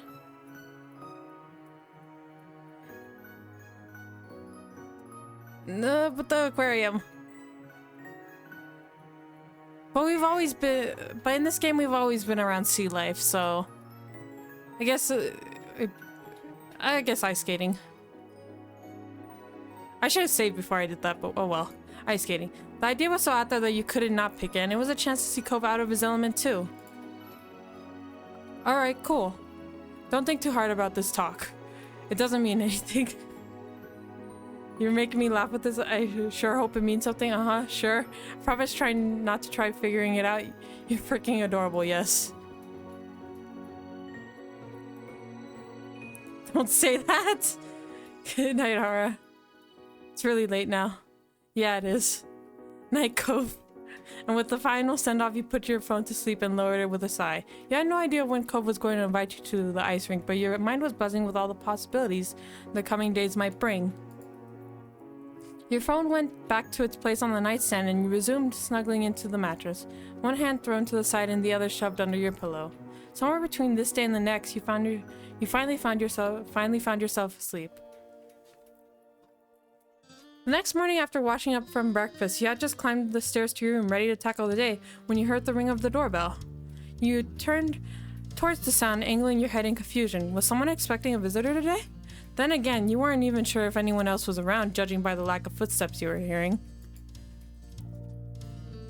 You raced back downstairs to answer the door. As you pulled it open and saw who it was, you were only further confused.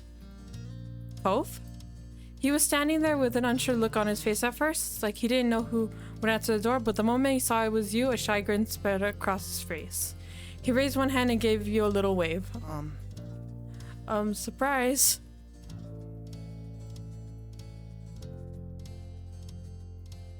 This is a surprise. Don't you normally use the window?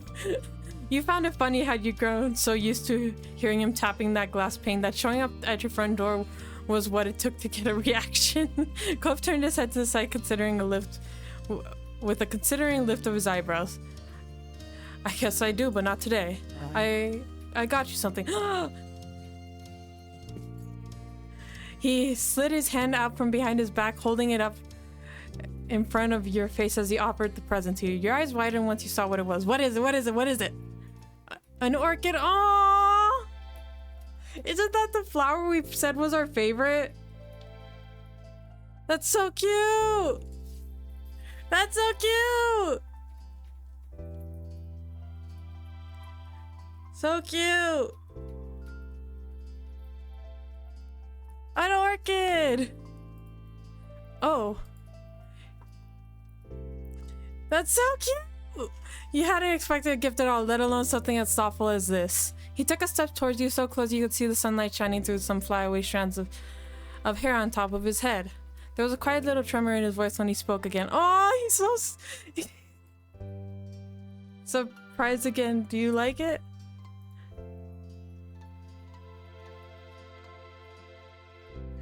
Should we tease him? Son, you stood there and blushed. I'm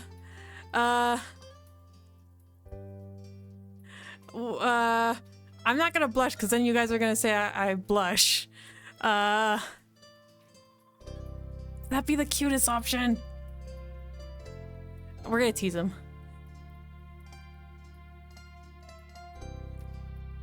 He raised an eyebrow at that, then gave a theatrical little shrug of his shoulders. Well, that's too bad. I can't take it back now. You'll have to keep it anyway. If that's okay. Yeah, I think that's fine. His gaze landing on the flower, Cove laughed to himself, a thought suddenly coming to him. My dad would be proud of me for doing this all on my own, huh? He chuckled, imagining the stumbling display of fatherly pride Mr. Holden would subject his son to. Suddenly, Cove raised his head, his eyes finding yours and startling you into stillness. You could see the lines on his neck standing out as he visibly tensed, the blush on his face reaching his ears. He was building himself up to something, and you started feeling self-conscious, your heartbeat thrumming in anticipation. Ara? Aww. He paused to take in a deep breath, shoulders rising and lowering with the effort. Aww! Would you want to go on a date? Yay! Finally! I knew it would be worth it to do the, what is it, slow burn? I knew it would be worth it. The last word you almost didn't catch, Cove's voice going so small like the air was being squeezed out of his lungs. Before you could answer, he piped up again, waving one hand in front of himself. It doesn't have to be super committal or anything. We could just give it a try and yeah.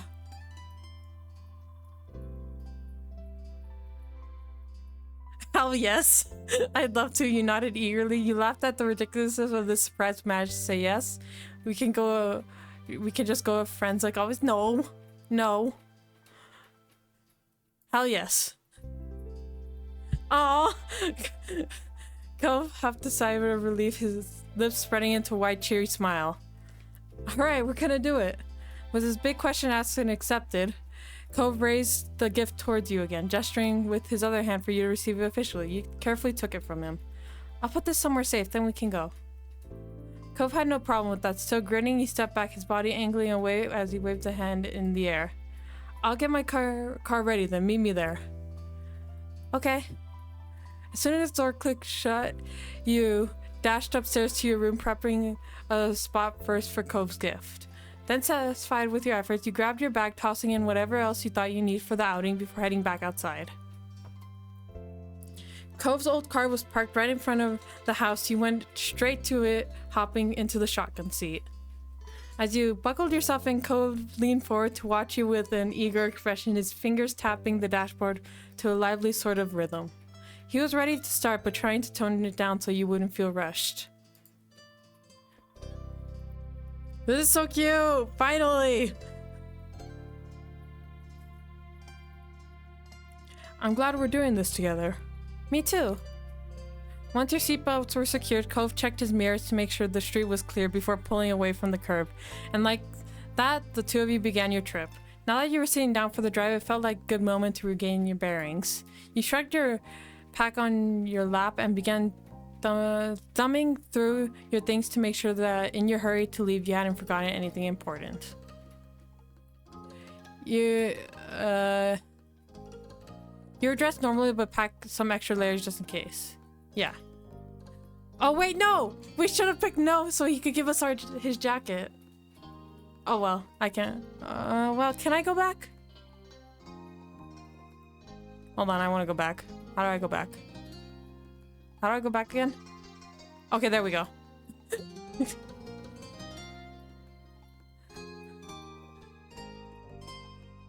You're dressed normally and didn't bring any extra layers. It was pretty hot outside, and honestly, how bad could it be? You zipped it closed again and Cove began to speak, raising a voice to be heard over the ambient noise of the car ride. So, ice skating, this is gonna be crazy. Having fun with water that's frozen, unheard of. He chuckled at his own joke and you shook your head at him, though you couldn't help grinning at his silly comment. Who knows, maybe in colder places it's the opposite that's weird. As you looked at him, you caught a glimpse of the back seat. It was empty, which wouldn't be strange any other day. You didn't bring a jacket? Oh, whoops. The whole reason I clicked the no option was because I thought he brought a jacket that he could give me. I'd have that cliche moment. Whoops. I forgot that he hated extra layers. Nope, you know. Okay, then let's go back again. And maybe we'll give him our jacket. Hold on. Sorry. Okay. Now let's... Okay. Okay. You didn't bring a jacket. Okay, so now we have extra layers. Nope, you know I hate extra layers, and there aren't any parents around to force me to do it now.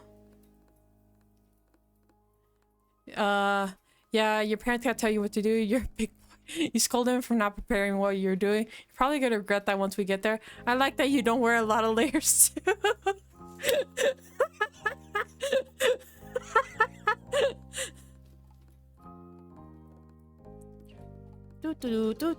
Everyone ignore that. That drew a nervous little giggle from Cove, who readjusted his grip on the steering wheel, who doggedly kept his eyes straight ahead, but you could see the blush sneaking across his face. Sus, darn it, I was trying to do that so sneakily.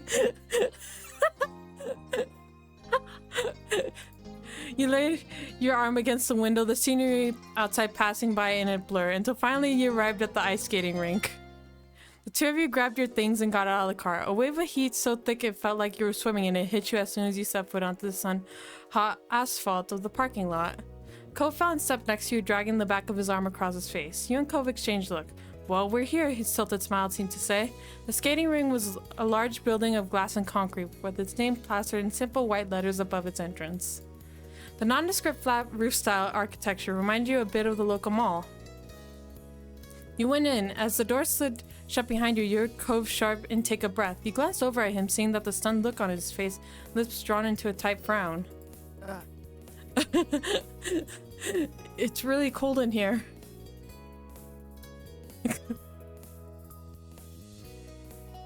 You were equally amazed at how cold it was. Are you gonna be okay? Wow, you dork, of course it's cold. I guess you'll have to change your name from Cove to Cold. That's so stupid, I'm gonna pick it. Cold Holden? Holden for short, short. That way next time we come here. Cove had his arms wrapped around himself in an attempt to keep warm, all forgotten in favor of throwing you a questioning look. You could say it's cold in here. That's so fun. That's so stupid but funny.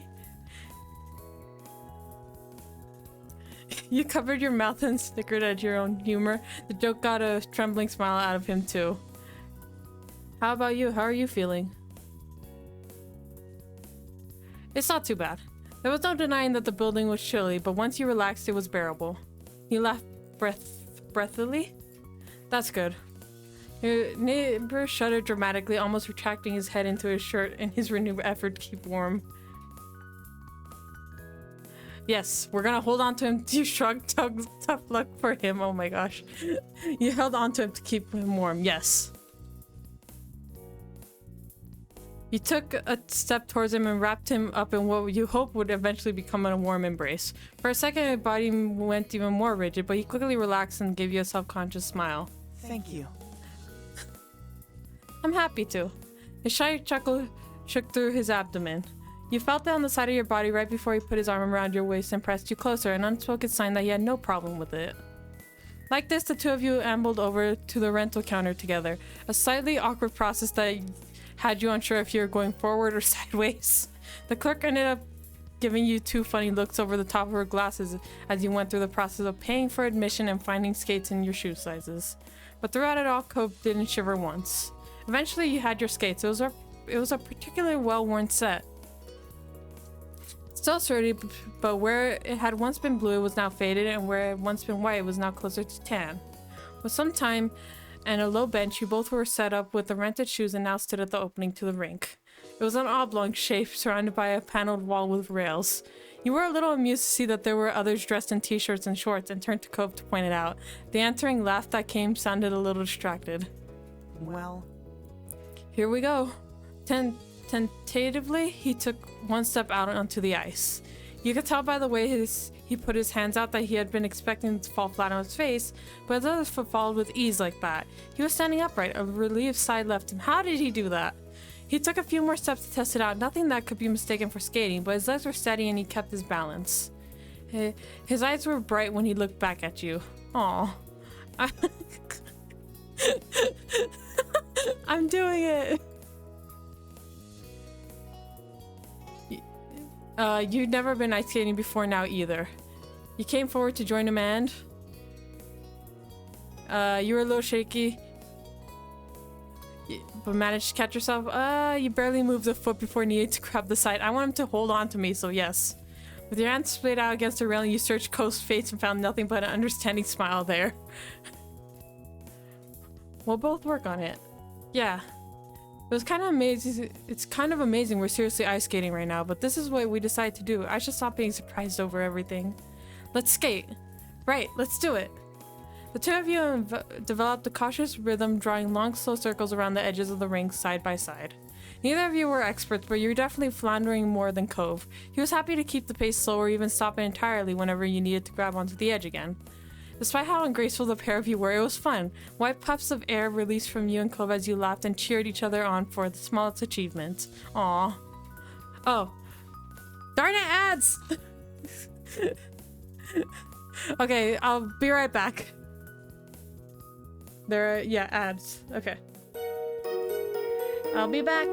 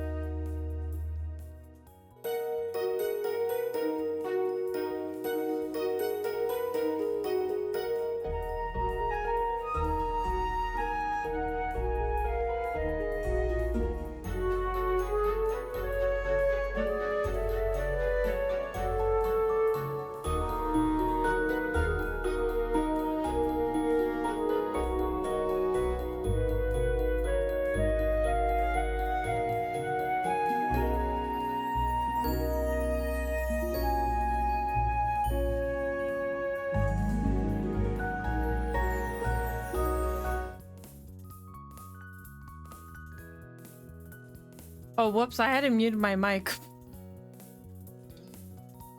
I just stayed quiet the whole time.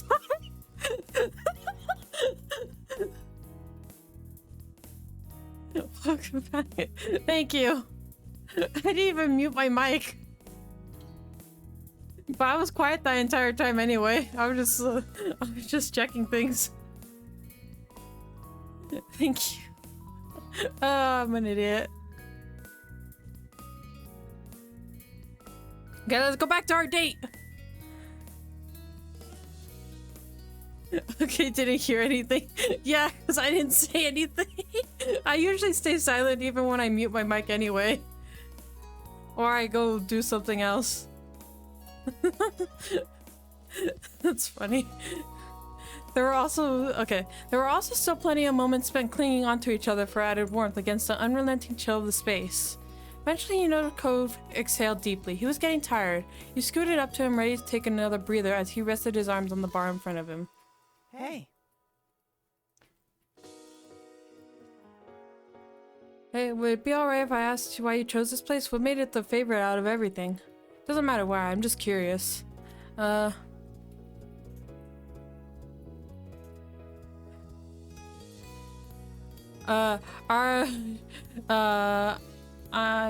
is not bullying me even though I'm back. There's something wrong. Huh? Hold on. Chat is not bullying me even though I'm back. There's- oh yeah. Oh yeah. Yeah, I was expecting a lot of clown emotes there. For not muting my mic.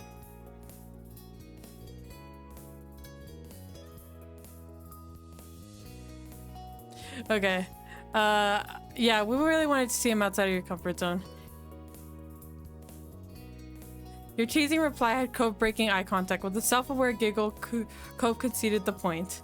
Well, you succeeded there. This is about as far from my normal outing plans as I could get. Cove's face has been distinctly red from the chill and all the physical effort he had exerted prior. It had started to fade during this conversation, but the color came flooding back now. You think about me a lot when choosing stuff, huh? And you do the same for me? With a second wind coming over Cove, he was ready to get back out onto the icy fray. You joined him without hesitation. The hours slid right past you, and just like that, it was suddenly time to call it a day. After returning the borrowed skates, Cove and you ventured out into the California air. Even though the sun was almost behind the horizon, it was still palpably warmer than inside the rink. Cove rushed over to his car, his shivering hand clutched to yours. You let him pull you forward in his mad dash to the vehicle. Doors were open and closed, seats were taken, the engine switched on, and he turned to the max. At that, Cove finally relaxed. Your foray into the freezing cold had ended, and nicely at that.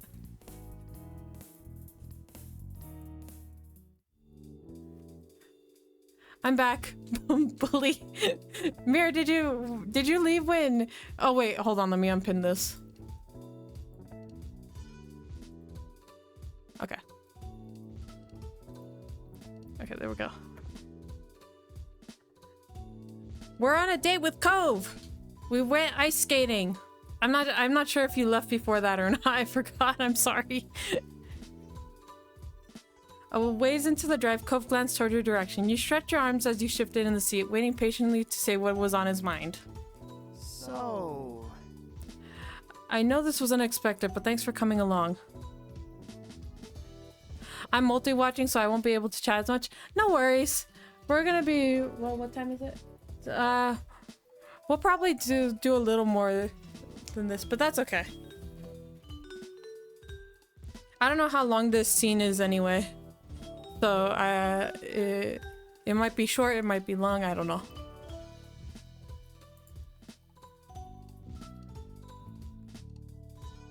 Oh my gosh. Why does it sound like 3 people talking whenever they say something? Bot, oh yeah, bot. Hold on.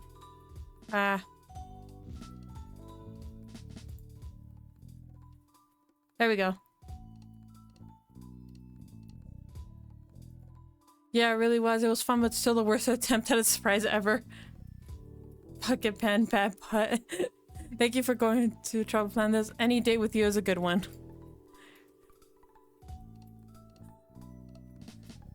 Sus aloud, but spam no.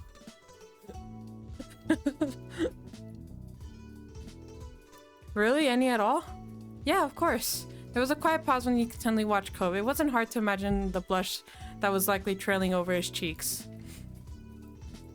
I'm glad. The drive continued in comfortable silence. Cove wore a content expression on his face that warmed your heart. Doing things like... The Ara website is taken? What? The Ara website is taken. What website?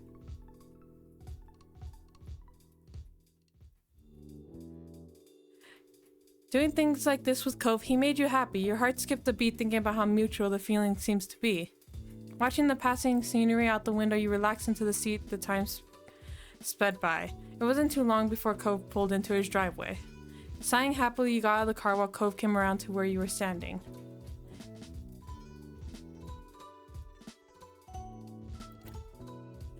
Like Ara.com, someone else took it. Why do we need an Ara website though?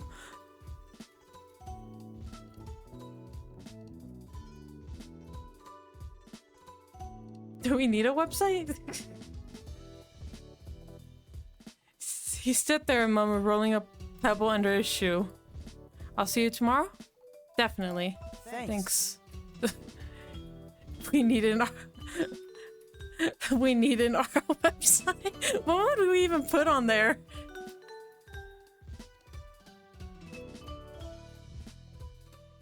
After that, you and Cove parted ways for the rest of the day, even when... So we can use the poop command while the stream is offline. No! Oh my gosh. After that, you and Cove parted ways for the rest of the day. Even when you fell back into your normal routine, your mind refused to stop buzzing with the memory of your little adventure. As you crawled into bed and closed your eyes, you were back in the best parts of today. You hoped Cove's surprise would continue just a bit longer and continue in your dreams.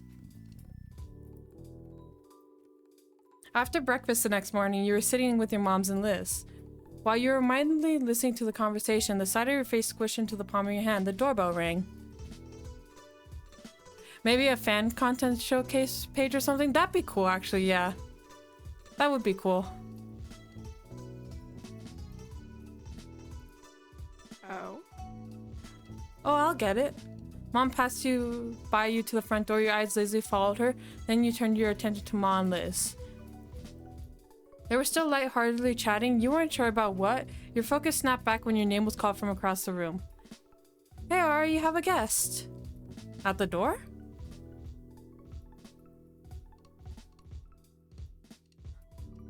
And if there is a lack of fan content, then I'll get started. Thank you, Mira. I have a few, like, fan arts that'd be cool. Yeah, that'd be cool.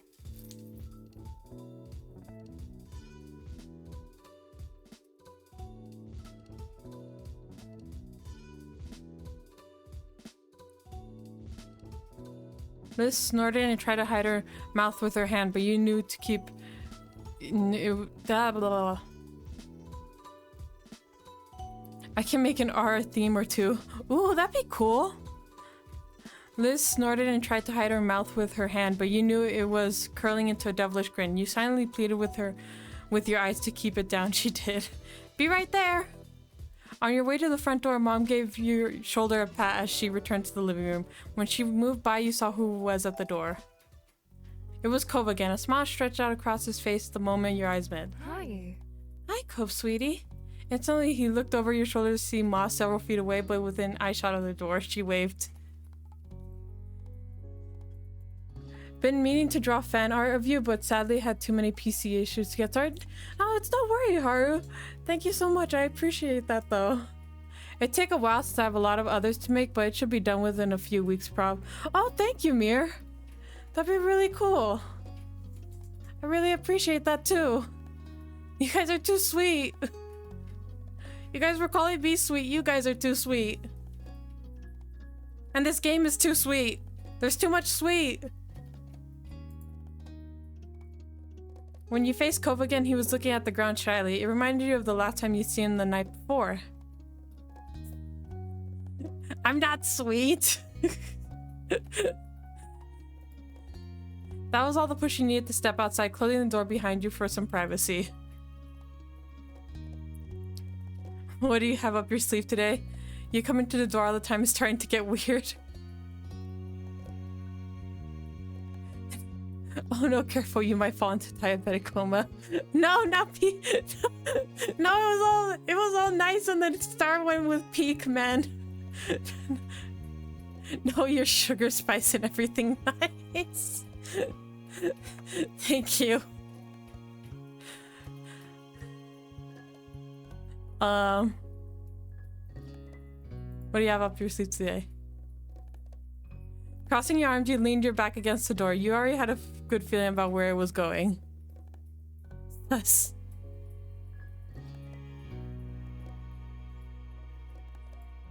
I'm glad you asked. Then Cove chuckled awkwardly. He didn't quite meet your eyes as he pulled out another gift behind his back. Surprise, want to go to the theater with me? What? You blinked and then switched to staring at him in bewilderment. Cove's eyes narrowed conspiratorially. The real surprise was that I'm going to invite you to all three places. You never had to choose only one. I just needed to make sure that they didn't sound completely terrible. Oh, that's so cute. So did anything happen while I was gone? We went on a date with Cove to the ice rink. But Professor X accidentally spilled chemical clown into the mix. All the sus, oh my gosh.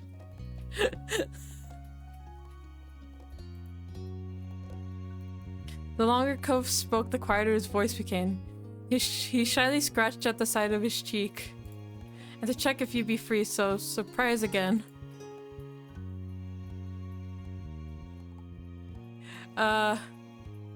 You're so sweet. Ah! He bribed, oh my gosh. Thank you for the bit mirror. Am I actually gonna have to make that a command?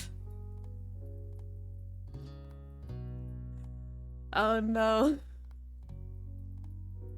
Okay, if you guys promise not to spam it too much, I'll make that a command, but... But, as long as you don't spam it.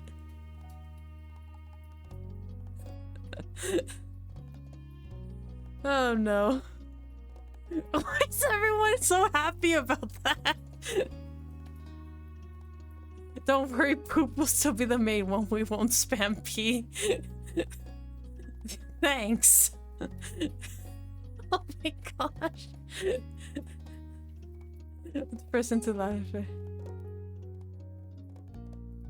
I'm sure. It made sense now, but he really did get you. Before, you never thought that Cove would treat you to his other suggestions. Composing yourself, you noticed that Cove was shyly looking past your shoulder. Oh, do you like what I got you? Cove nudged the present in his hands toward you, hoping that you take it. Until now, you hadn't completely registered it. It was a carefully chosen telescope lens. Aww.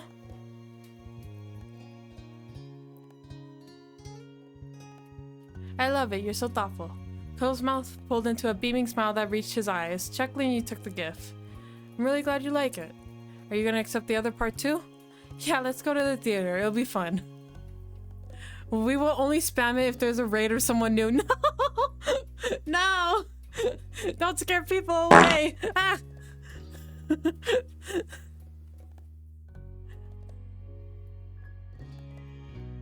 Later, Cove bounced a bit on the toes of his feet. You could feel the happiness radiating off him in waves. Thanks for coming. I'll be in the car. You can go get ready. Alright. You sped back inside and spotted your family still sitting around the table. They all turned and smiled at you. So what's the plan for today? I'm going to the theater with Cove. That sounds so fun. Mom smiled, beamed. Your gaze slid over to Liz and she also looked happy for you. Have fun. I hope you have a great time. Don't worry, Cove liked the fart he approved. Oh my gosh. It didn't take you long to get ready and dash out the front door. Cove was waiting for you as promised, and you both set out for day 2 of his surprise outings, and this time it actually was a surprise. So when I looked it up, there were 2 shows we could pick from around this time. One was a historical romance with nobility, fancy outfits, drama and stuff. The other seemed like a modern day story, something set near a lake and at a bed and breakfast with comedy. It's kind of wacky, I guess. So? What do you think? Let's have Chance decide yes. He laughed. His head shook a bit as he looked ahead. Alright, why not? Cove reached forward and fished out a coin from the little shelf area in front of the gear shift. He handed it to you. Give it a flip. Heads we see the romance, and tails we see the comedy. Chuckling, you shot it up. It turned 1, 2, 3 times before falling back into the palm of your hand. The comedy. Cool, that settles that. You hummed in agreement, still twisting the coin with your fingers. Then you placed it back into the little shelf area Cove got it from. If we end up not liking the show, at least we could blame the coin. Cove cracked a smile, and so did you. You're already enjoying the trip. Alright. I'm getting kind of excited. I wonder what it'll be like. I haven't seen a live play before. I haven't been to a performance before either. I like them in theory though. You couldn't wait to experience this for the first time with Cove. You hoped it would be good. The rest of the drive flew by, and soon enough you were at the theater with Cove by your side. Tickets in hand, you both went inside. Shuffling down the aisles, Cove found the right seats. You were getting settled when the lights began to dim. We made it just in time. Your voice came out in a whisper, glancing at Cove. You saw him staring straight ahead with eyes growing wider with intrigue. The actors started coming out onto the stage. The show set the scene, telling the story of a married couple and the bed and breakfast they inherited. It was a busy life filled with constant stream of new and interesting guests. Hand in hand with that were the shenanigans that plagued their business, but that never stopped the couple. They intended to tackle any problem. You became absorbed in the story and performances, and you weren't the only one. Several times throughout, you could hear Cove's familiar laughter next to you. When the play finally came to a close, the audience broke into applause. Cove clapped for the actors until the noise died down. Then he spoke for the first time since the event began. It's over. Nodding, you followed Cove out of the theater. The sun was hanging low in the sky. I had so much fun. I can't believe what a good time that was. But really, I might have to come back sometime to see the other one. Cove scratched his cheek contemplatively. I sort of thought it was going to be harder to keep up with the, what's the phrase, suspension of disbelief? The actors were right there putting on a show. I thought it'd be too much to believe it was really happening. Not bad. But I felt more into it than with a lot of movies. I could totally picture the world they lived in. Amused, you nodded along and listened to Cove's animated commentary. I'm still thinking about it even though it's over. Imagine if that was us! Working together to run a little place of our own and dealing with all those crazy guests. People would come and go as they're passing through the area, giving us new stories to tell. But at the end of the day, it would just be the 2 of us who stayed forever, sticking out and making a life there. He had stars in his eyes as he fantasized about the events of the story. I wonder if Cove approves of the poop. Oh my gosh. Negative. Thank you, Cove. Thank you.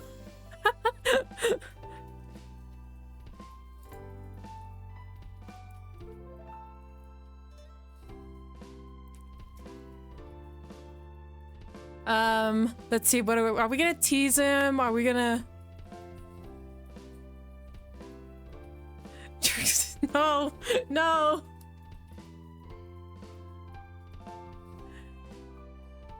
Bed and breakfasts do exist in real life. We could get one. Are you envisioning us being married like the couple in the story? You joke? Yeah, let's joke. You raised an eyebrow accusingly, but your tone left little room for doubt that you were teasing. Cove immediately averted his eyes. A deep blush spread from his cheeks to the tips of his ears. I mean... well, it's part of the story, but we don't have to. It could be whatever you want. Is that what you want? Stunned, you couldn't get a single word out before Cove began to backtrack. Sorry, I'm sorry. Don't worry about anything I said. A few quiet moments passed, and you noticed a distant look on Cove's face. He shook his head like he was trying to send a thought away. What is it?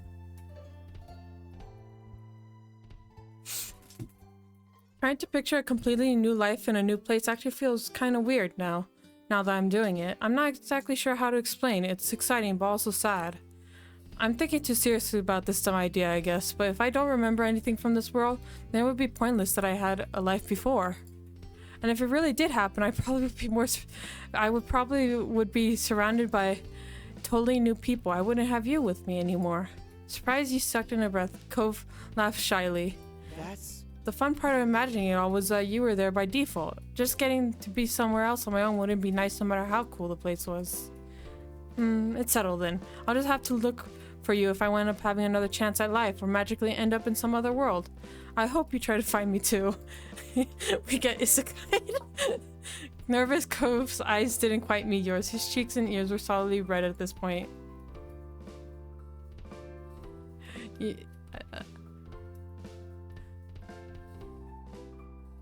I'd find you, it's obvious. No amount of space and time can stop us. Oh, hello, Epic! How you doing? We're on a date finally with Cove, on our second date. Thank you, Ara. In that case, it'll work out after all. Definitely. Mirror! No! He took a deep breath and stretched his arms high over his head. He then turned his head to your direction and pointed with his thumb to his car. Oh, nice, 100%! Nice, Mirror! Third date soon, sus. Oh my gosh. We better get back to our real world now, huh? It's getting late and I think we're the only ones still out here.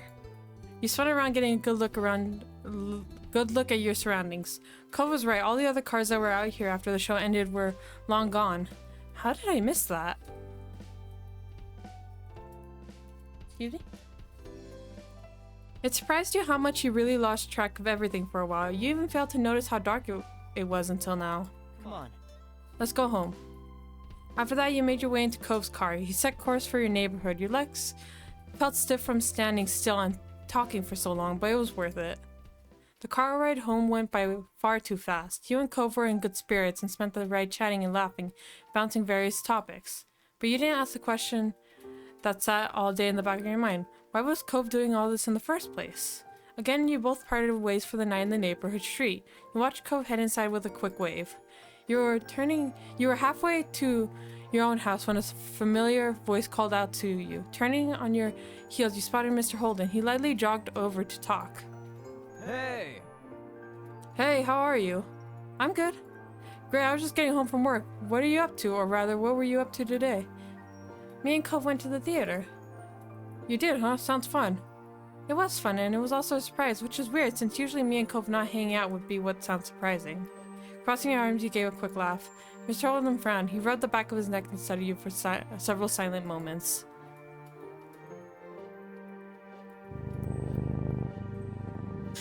Thank you for the Trixie pet. Oh my gosh. There's been so many of those today. Right, so Ara, what's going on there? Something is going on, isn't it? Huh? What makes you ask? There's not a problem, right? So... I'll answer that question if you answer mine, deal? You rolled a pebble under your shoe. Mr. Holden was probably the only person who could give you any solid insight into what Cove was doing. Alright, deal. What's the story? The truth is, Cove's been doing a lot for me lately, way more than usual. For 2 days in a row now, he's planned special dates and gifts too. I don't know why. Cove's father nodded contemplatively. He accepted the situation easily. Trixie pet, who am I petting? Oh my gosh. Doing really well today. A new major update for a game I really like called Broforce came out, and for the first time in nearly 7 years, so I'm playing through that right now. Oh, cool! Have fun, Epic! That's cool. Yeah, one game that... What's a game that I would want updated? I don't know.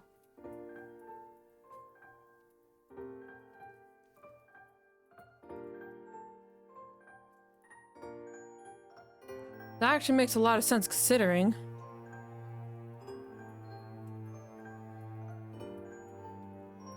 Hey, is this something secret you shouldn't be sharing? A game I would like update would be the RRPG. It's not a game. Feeling some tenseness, your teeth sank into your bottom lip. On the other hand, Mr. Holden chuckled. If it's supposed to be a secret, Cove's been awful at hiding it. He's doing it out in the open, so I don't think that's what he cares about.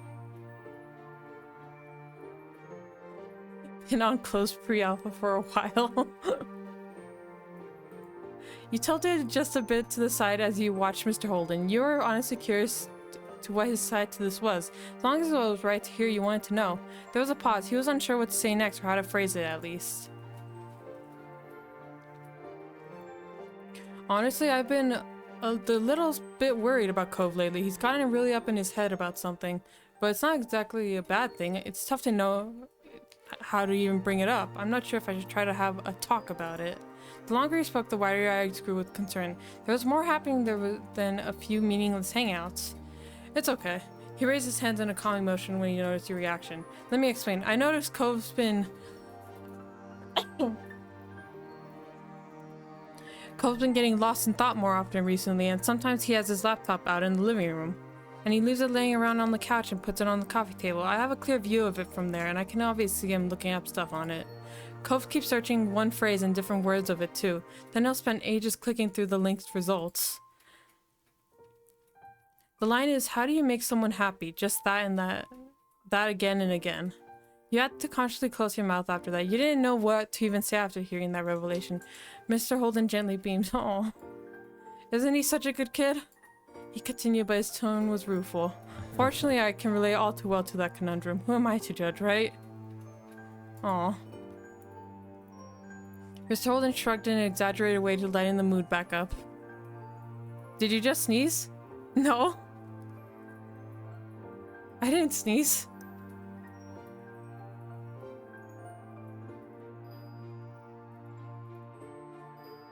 Before I was thinking Cove might have gotten into a fight with somebody. Now it sounds like I was way off the mark. What? I didn't sneeze. I'm gonna have to watch that later because I know I definitely... I don't know what I did.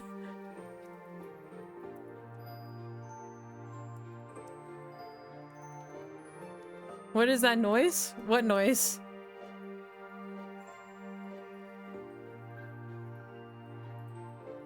Pope clearly has other plans on the brain. I'm even more confused on whether this is something I should get into or not. You know, actually, I was wondering if you could have a little chat with him about what's going on. Sounds like you're at the core of Cove's sudden study sessions, so he might feel more at ease talking about it, or more embarrassed, but he'd still probably do it. I would really appreciate it. Your gaze trailed over to the Holden residence. Mr. Holden made a very good point, you have to admit. I'll do it. Good kid.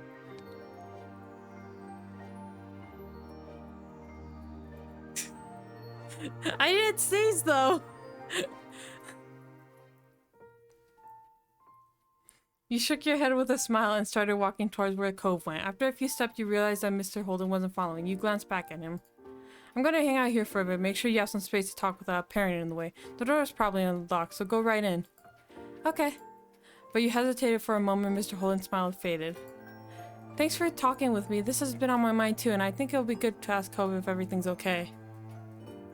If he didn't sneeze, then what was that noise? Okay, I have to go look at what this was. Hold on. What is this?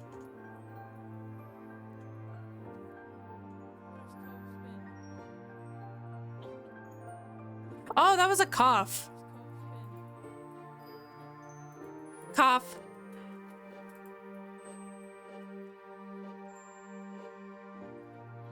I just watched it. It was a cough.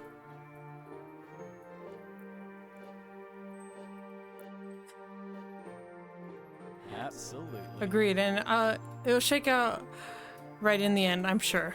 Mr. Holden grew much happier than he was a moment ago. Feeling ready, you turned right around and went into the house. Excuse you. Hey, Cove was sitting on the couch with his aforementioned laptop open. He peeked up at you with a puzzled look, then melted into a smile. I thought you were my dad. Did you forget something? Get well soon. I'm not sick, but thank you.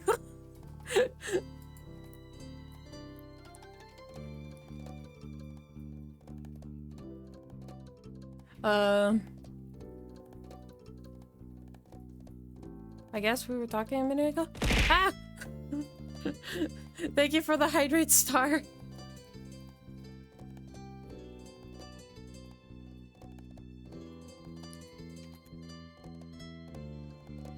Thank you for the stretch, also star. Actually, no hug. I don't want to be sick. I'm not sick. How do you know? That's true, but I don't feel sick. Stretch.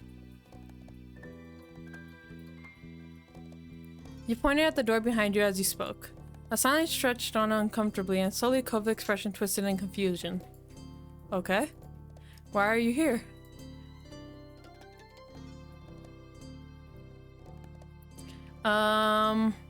Save.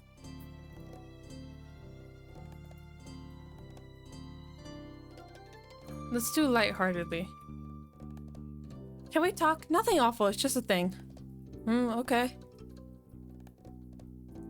Someone get the thermometer. Maybe you have the disease that causes you to explode 5 minutes from now. Disease zone. Oh, no. Well, we'll see. Someone put a timer.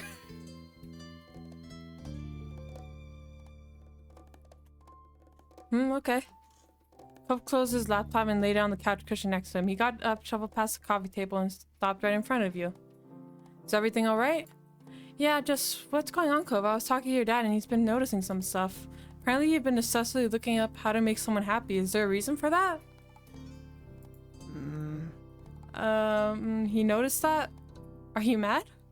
No, I guess I was really distracted. I didn't think people around would actually be paying attention or taking note of things. He chuckled awkwardly at himself.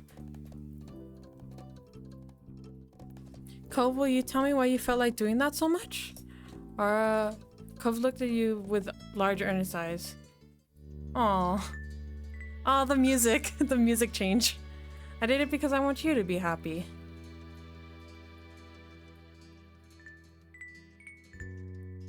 Without nosing everyone there is, why would you not expect them to pay attention? True. Okay,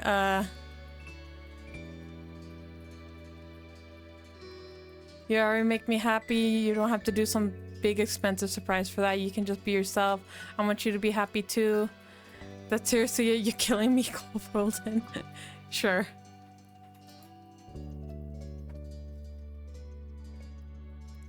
Cove stuttered out another laugh and the tension in his shoulders eased. You put a hand to your face and shook your head.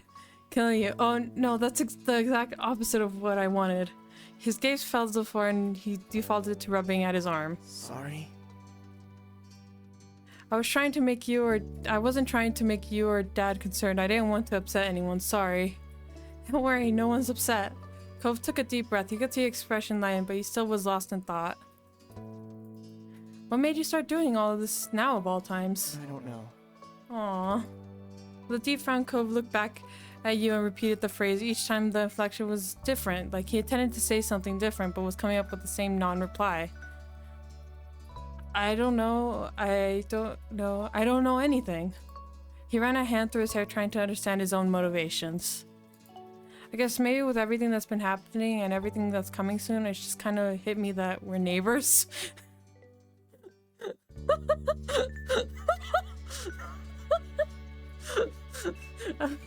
No, it was not a quick snort. It was a big laugh that came from me. From his conclusion. Yeah? I mean, you've lived right across the street from me for 10 years. The only other kid who grew up in this whole neighborhood is your older sister. His weak smile bent. And there's our parents. They were putting in the effort for the two of us to get to know each other. My dad... Oh yeah, my dad literally paid you to be my friend. Cove shook his head with a laugh. His gaze was far away as he nostalgically reflected on the history you had. Ara doesn't blush, they just constantly laugh at everything. It was funny!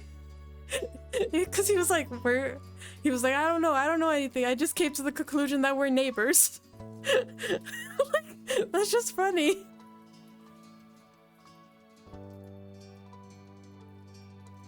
I'm ruining the moment by laughing, I'm sorry. Basically, everything in our lives was set up for us to be together. It was always effortless. And why not? It practically went without saying that we'd be around each other, but it won't be like that forever. Our parents can't always be there to arrange things. We can't live in this little world of this street forever. Do I even know how to make it work when I don't have every advantage possible? I've made you happy in the past, but could I keep doing it? What even is it that I do that makes you happy? It's okay to laugh, people like your laugh. People have said that and I don't know why. My laugh is weird. Cove started to run a hand through his hair again, but he stopped partway through. He looked at you earnestly. It was like breathing. When you were just going through life, you do what you're doing without even thinking. And then something reminds you that you're breathing and you become way more conscious of it. It's a good weird. Being with you is the same. I do what I normally do without pondering deeply on it, but now all this stuff makes me start thinking about it. And I couldn't stop thinking about it. I felt like I needed to try harder to make an effort for you, for the relationship we had. I had to, and well, that's what I did. Cove scratched the back of his neck. He looked sheepish now. It seemed like such a good idea in my head. It made complete sense, but maybe it was dumb. Weirdly cute laugh.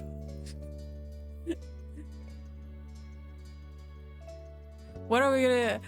Should we laugh at him because I've been laughing this whole time? Or should we throw him... Or should we hug him? Timer went off. Well, I'm still alive, so I don't think I have that sickness.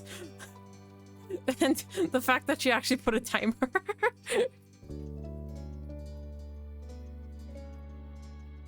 Let's see.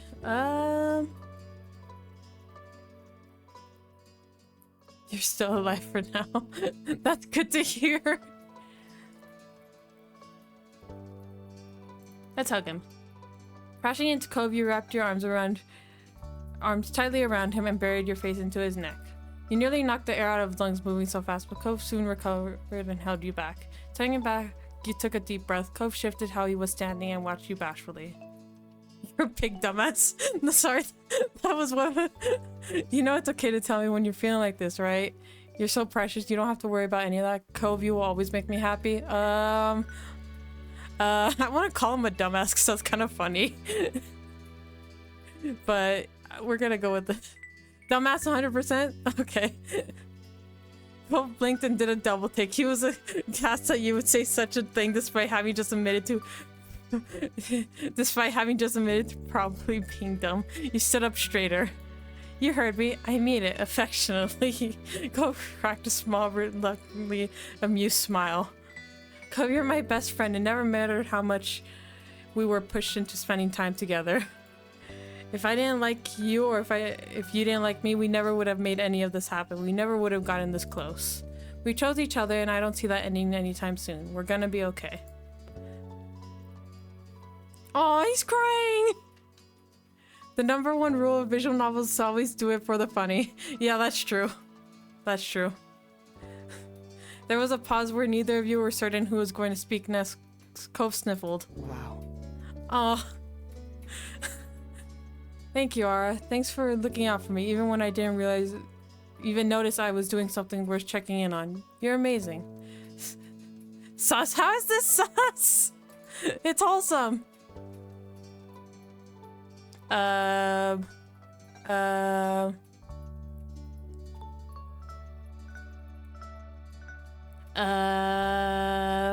You're welcome, or someone has to do it.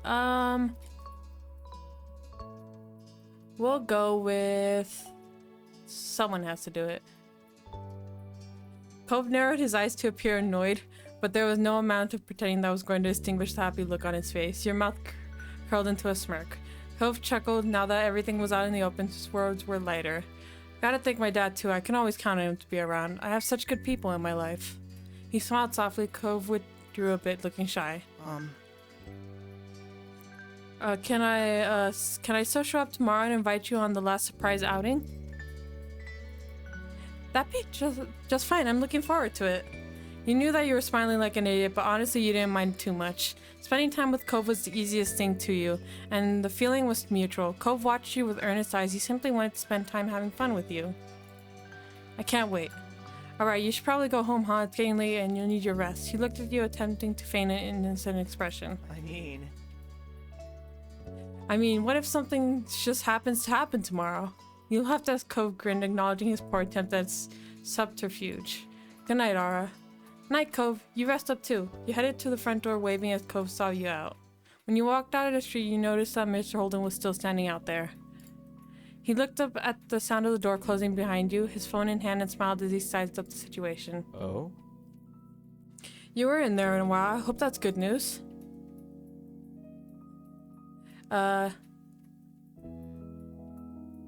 Thanks for letting me know about this. It's all better now. Great, glad to hear it. Everything truly resolved. You exchanged goodnight wishes with Mr. Holden before continuing the very brief trip home.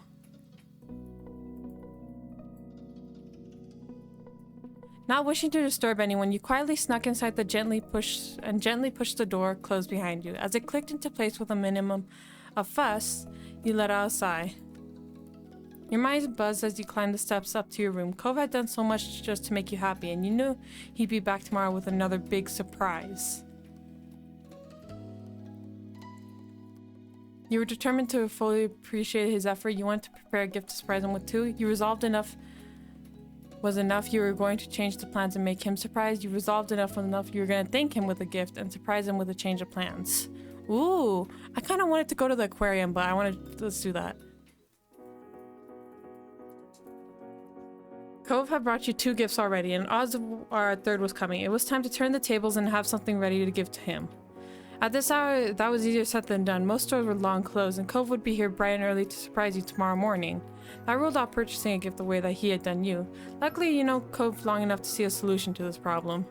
Your neighbor was always a happy boy when he was given food. You were sure you could wrestle something fitting that description out of the kitchen one way or another. Feeling invigorated, you spun around and sped back downstairs. It was time to put your plan into action. You're a great chef? No. You're a decent cook? You could manage cooking mostly. You could figure out how to make something.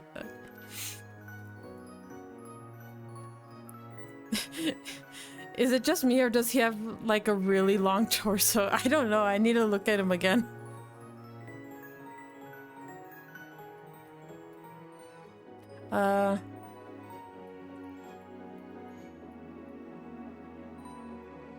I could manage cooking. Then it hit you, your parents. Your mom knew how to cook wonderfully, and then you could easily persuade them to give you a hand with this. It had to be done. You sized up your options. With the early start, you'd be able to pull together something simple in the morning. If you wanted to go for something more elaborate and time-consuming, you need to do it right now. Aww. Yes, you remember. Oh, look at him when he was younger. You remembered how back when you were growing up, Cove would attempt to prepare his own food. He kept to very basic things. That particular sandwich had been a firm favorite of his. He'd been thrilled if you presented him with a classic like that. Sandwiches would taste best fresh. That was nearly always the case, but with Cove's favored fillings, there was a high chance of them going soggy if left for too long. You vowed to get up extra early, setting an alarm on your phone so that you'd have plenty of time to make them before you arrived. You dusted off your hands, satisfied with a job well done. With your mission accomplished, you headed back up to your room. You took the steps lightly, feeling buoyed as you imagined how happy Cove would be with your unexpected gift. Cove's plan was extremely thoughtful, just like him. But you couldn't let him be the only one concocting schemes. With his attention diverted to his own surprise, it was the perfect opportunity for one of your own. He'd never see it coming. That didn't mean that thinking up something was going to be easy. You wouldn't want to do anything that might risk making him uncomfortable, or a random activity just for the sake of doing something new. It needed to be something he'd actually want to do. You thought about Cove. The obvious destination was the beach. He never got tired of the sea, no matter how many hours he spent with it. And while there were many beaches in California, you knew he'd be happy with any of them. A trip to the shore wouldn't quite cut it this time. After all, you still inevitably wind up doing the same things you always loved to do on the beach, and time would pass in much the same way as it would if you were still in your hometown. You wanted this plan to be something special. Luckily, as much as Cove has associated himself with the ocean, you were one of the few people who knew that there was another quite different type of location that he treasured. To Surprising him with this trip to somewhere else with that element was absolutely the kind of moment that he'd cherish forever. Pulling up a browser on your phone, you search for the phrase Sunset Bird White Poppy Field. Aww! Smiling to yourself, you settled down and began to hunt for the perfect spot. Cove was working so hard to make you happy. You dearly wanted your friend to be happy too. You could only hope your efforts would work as well for him as his plans were working for you. You were up early the next day, ready and waiting for Cove's inevitable appearance. The alarm had gone off not too long before and roused you ahead of your usual schedule, allowing you plenty of time to make the sandwiches fresh. Making them truly brought you back to your younger days. You recall the blazing heat of the summer afternoons, the very first experience of teenagedom, and a familiar neighbor always showing up at your house. There wasn't time to get lost in a daydream. You just finished packing the finished product up. The teasing from your moms when you roped them in into helping you make basic sandwiches had been merciless, but you held firm. The gift needed to be just right, so you endured their good-natured jokes and been rewarded with beautiful sandwiches as a result. The morsels were boxed up neatly, ready to be presented to Cove. Your ears were perked, listening for the doorbell, but instead what you heard was familiar rapping on the window pane. There was no need to look to know who that was. Only one visitor used your window as his personal entranceway. Getting up, you headed over to let him in. You gazed into your neighbor's face as you unfastened the window, opening it wide. He smiled at you, still crouched on the window ledge. Surprise! Cove's laugh was as airy as cotton candy sold on the boardwalk. He was in good spirits. Yeah, surprise. I'm really keeping you on your toes. What will I do next? He waggled his eyebrows at the jokes and you stepped back to let him enter the room. Today, he clambered through with extra difficulty thanks to the object he was clutching securely. You guessed it was another gift. Yeah, let's wait for him to bring it up. Sure, he'd known that you'd seen it and had probably reached to your own conclusion, but he worked hard on his surprises. You wanted to play along. Yeah. Cove smiled sheepishly as he held out the present to you. With a bit of flair, Cove clinked together 2 mugs like he was giving a toast. Both cups were stained with Sunset Bird Townsend symbol. Blah, blah, blah, blah. One for you, one for me. I thought it'd be pretty fitting considering how big of an impact this town has had on us. His eyes were trained on you, searching for your emotion on it. I hope you like it. Oh, that's so cute. Hug! You threw your arms around him and hugged him tightly. Cove nuzzled your head, still holding your present carefully. This means a lot to me. Thank you. You're so cute. I can't believe you were lost for words. You're so cute. Then you accepted the thoughtful present into your own grasp. Only once he So anyway, since I don't think I asked, how's it going? It's going well. I'm happy that the Cove is it's finally the date. Only once he transferred ownership and cemented it with your approval did Cove straighten up and pull himself together. Well, Okay, well, would it be alright for me to take you out today? Well, I could, I don't know, go to the aquarium? He smirked, already anticipating that you'd say yes. You smiled to yourself, wondering how to break your counter surprise to Cove.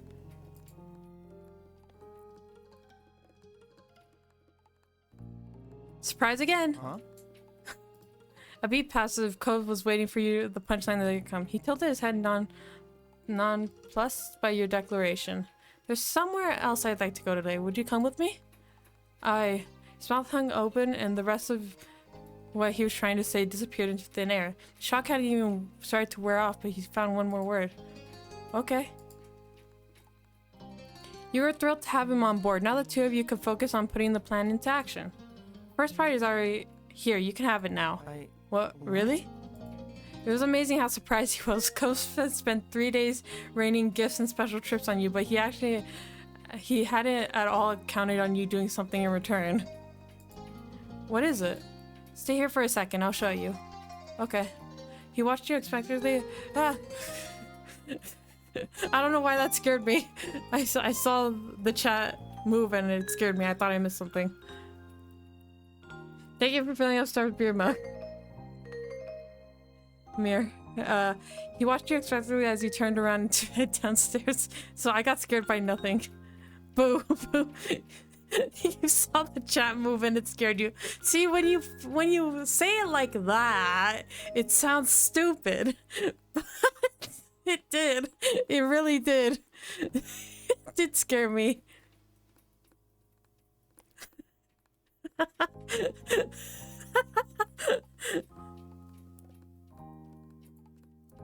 You reached to where the banana, peanut butter, and honey sandwiches were waiting and collected the prize. As you in bedroom with him, sus. No! As you flipped back around to your room, gift in hand, there was a smile playing out across your face. Cove was patiently waiting where you left and tapping his fingers against the side of his pants.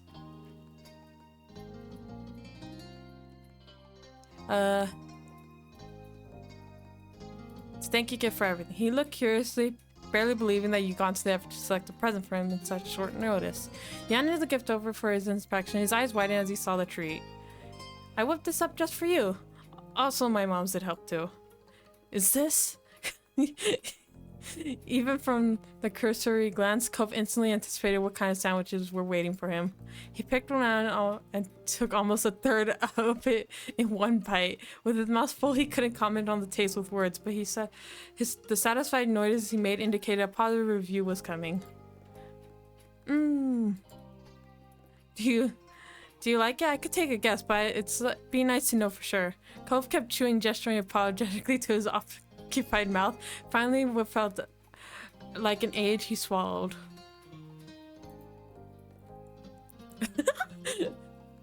It's amazing. The balance of peanut butter, bananas, and honey is just the way I like it. I can't believe you remembered. He's like giving a real review. That's incredible. You chuckled, recalling those moments long ago you spent together. How could you not remember the days with a guy like him? Cove wiped his mouth with the back of his hand, now a little calmer after the initial burst of excitement. His feelings instead settled into an easy, warm affection. It's nice. Thank you for this. It's so nice of you. You're welcome. His features softened and you felt like you were being thoroughly appreciated. The food you gave was also getting his due attention. He'd already gone for a second serving. You couldn't blame his indulgence. That said, the amount you gave him was enough for several servings, far more than even Cove could usually finish at once. You made sure of it. He swallowed sus. Oh my gosh. Oh my gosh. But as he continued to devour, you were starting to suspect that polishing it all off was the goal. In spite of the generous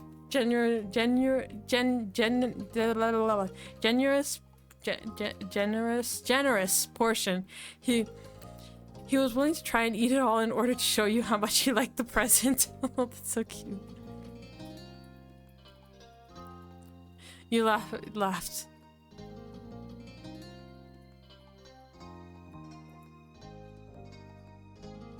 Brother, what was that? Huh? What happened?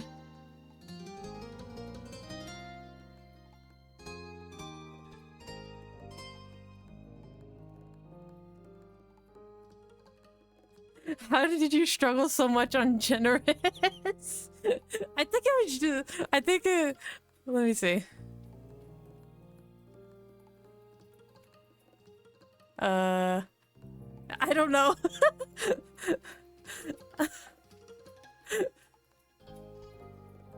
I don't know.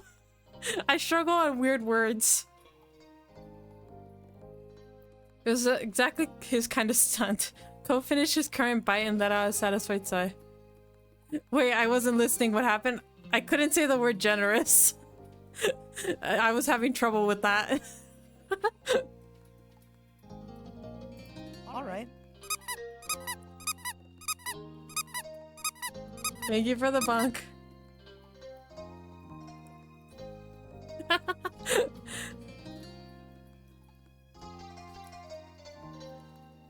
Alright, I'll stop for now. There's other stuff to do that, and I can add more later. You smiled at him, relieved that your gift could be enjoyed and not inhaled. But once Cove had consumed as much as he could manage for the time being, you packed up the rest for later. It was time to direct him to the next part of the surprise. I'll need you to drive the way still. You can follow my directions. Right. He accepted easily, going along with your mysterious plan without resistance. That was a relief. He was definitely curious, and you weren't going to let his hopes down. That would have been a fun clip. No, it's okay. I think there's enough clips of me messing up words already.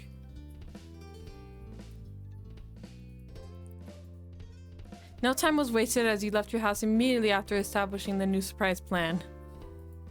You hurried out into the street and practically jumped into the car, Cove tottering behind at your heels like a faithful hound. Your excitement was obviously rubbing off on him. Cove, dude. Oh my gosh, see? I'm struggling again. Dutifully followed your guidance. You did your best to keep the destination secret for as long as possible, giving directions only as necessary. I think it's even funnier because you got buoyed right on the first try. Yeah. When you finally came to a stop, it was in a parking lot in the middle of nowhere. You confidently unclipped your seatbelt while Cove looked around bemused. Here we are? He looked at you for confirmation. You were happy to provide it. We're here. At that, the two of you got out of the car. Cove turned to you, evidently still baffled but optimistic for what could be coming. So? What now?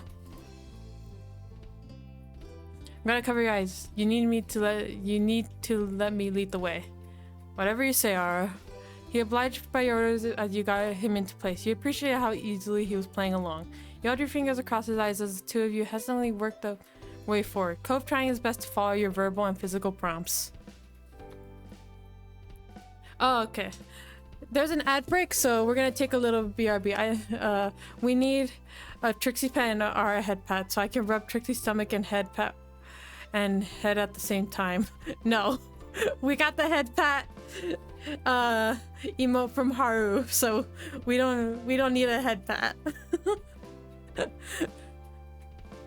Okay, let me save and go to BRB real quick, and this time I'll mute my mic. Our stomach and head.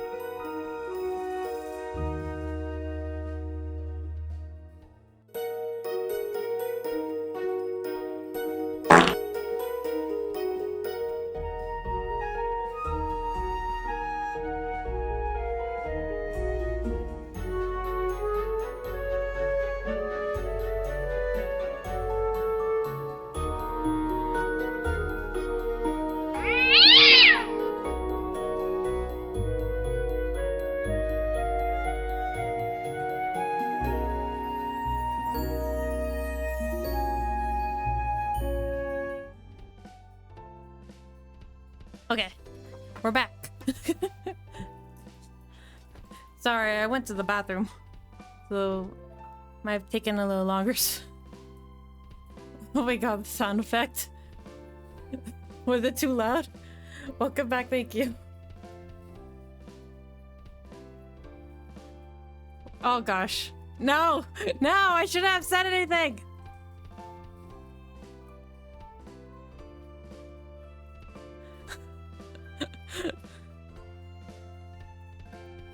Okay. You held your fingers across the... Oh no. I wonder how many decades it will be before people can finally make a new stock cat sound. Yeah. You held your fingers across his eyes as the two of you hesitantly worked your way forward, Cove trying his best to follow your verbal and physical prompts. He only grazed your foot with his heel once and apologized far more than was necessary given the situation. Eventually, you reached the edge of the parking lot.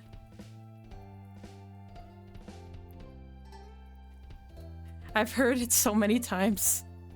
Trixie's poop and pee should... No, not reading that again. The edge of the...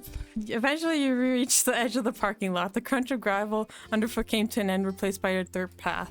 You saw a flicker of recognition on Cole's face as the terrain changed, but he didn't question where you were headed. You simply continued to make your way forward together as best you could. Standing so close to him, you could hear his breath coming faster. He was eagerly anticipating the reveal. The dirt made way to grass. You spotted a lonely white flower. It was the first, you were sure, of many to come. Exactly, Epic. Mir brought that up earlier, and I was so... That was basically my reaction.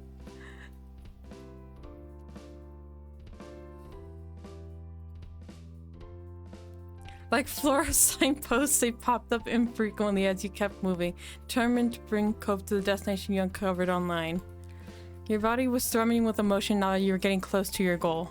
Nerves and excitement fought for control as you approached your destination. As it came into view, thrill easily won out. It was perfect. How deep of a hole have you dug yourself in with all this poo-poo pee stuff, Ara? It wasn't me! It was everyone else! Everyone keeps spamming the poop now!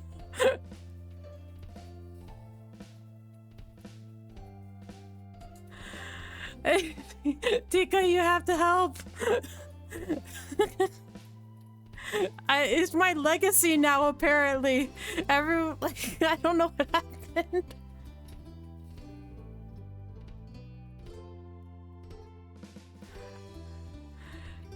You positioned yourself behind Cove so the full reveal would be the first thing you saw, completely unobstructed. The full reveal, eh? Oh my gosh. It's a flower field. be blushing. Taking a deep breath, you prepared for the culmination of your surprise. I'm going to let go now. Not wanting to give it a chance to react, you lifted your hands from his eyes. Aww. Standing in front of the two of you was a wide open field densely carpeted with white poppies in full bloom. Hundreds upon hundreds of soft petals lightly bobbed in the comfortable breeze as if waving to welcome you both. Cove had frozen in place, his jaw was slack, hanging open in amazement, as though he couldn't quite believe what he was seeing.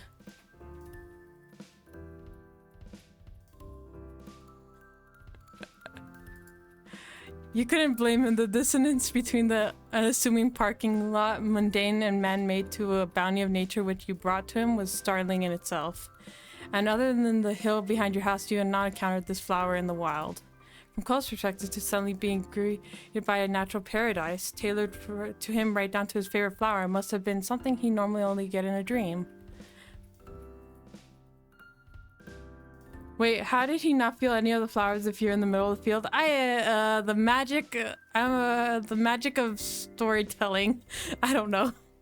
Magic. That's it.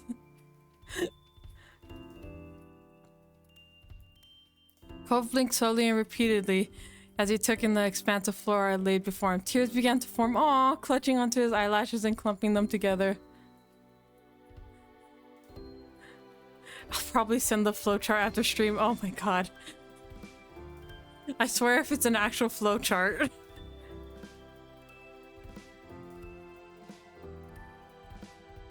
He lifted his mouth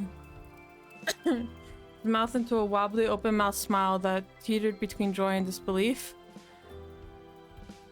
Oh my god. He was too choked up to string the three simple familiar words together. You left him speechless. Finally, Cove regained some of his composure. Yeah, I did cough. Yeah, well, so no, I'm not sick.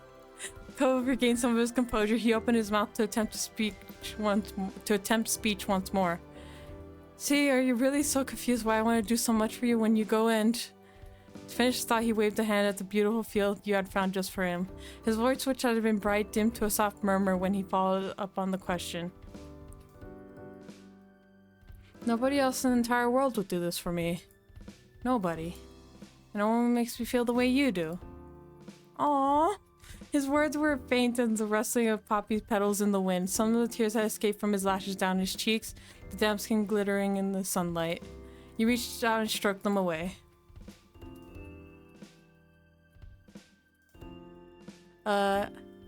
Feel the same about you. You meant every word. This is so cute! So, can we look at the flowers together? His voice was still soft, as though speaking too loudly might shatter the magic. I'd be happy to. He giggled in a tiny giddy way at that. Thanks, Ara. Carefully so as to disturb the natural peace as little as possible, you and Cove began to make your way through the field of flowers. Now that you reached the destination, there was nothing to hide. You could finally walk side by side once more, eyes wide open to what was ahead. You really cherished taking the journey as partners. With the conclusion of Cove's big plan and yours, you might have expected to feel a little wistful. It had been an exciting few days, but there was no need to yearn for what had gone. After all, you knew that the two of you would always find new ways. Oh my god! Find new ways to bring a smile to others' faces. It's what you both did, and you were looking forward to the new surprises already. Aww, that was so cute. Yay, we finished it! Save. Okay. We only did 3 hours, but we're gonna... Should we do more or... Cute, like when you get scared. Oh my gosh. Then summer ended. I can't wait to do that. I can't wait to go to the next part. It's gonna be so much fun. Okay. Let me go to sus. Oh my gosh. Okay, let me go here. Yes. Quit. Okay, that's it. Was a little bit shorter than usual, but that's gonna be the end of the stream for today. Thank you so much for being here, everyone, and thank you for the Trixie Pet. Thank you, everyone, for being here. Thank you for the bits. Thank you for the... Oh, you didn't get to see how long the dude sorcerer was. Oh, I forgot about that again. I'll look back on the VOD and video because I record it. I'm gonna go kill Stadia and piss on his grave. Wish me luck. Good luck! Okay, who should we raid? Let me see.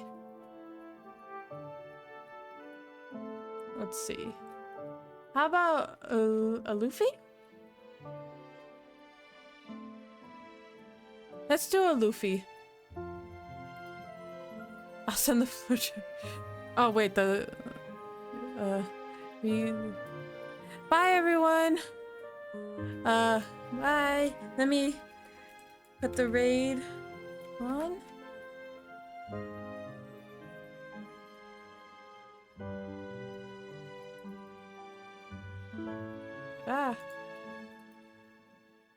Copy. Sorry, I was copying for myself. And raid 2. Oh, whoops, I did it wrong. Raid 2. Okay. Thank you everyone so much for being here. I really appreciate it. This game is so fucking cute. I love it so much. Maybe stream tomorrow. I don't know. We'll see. But thank you for being here. Bye.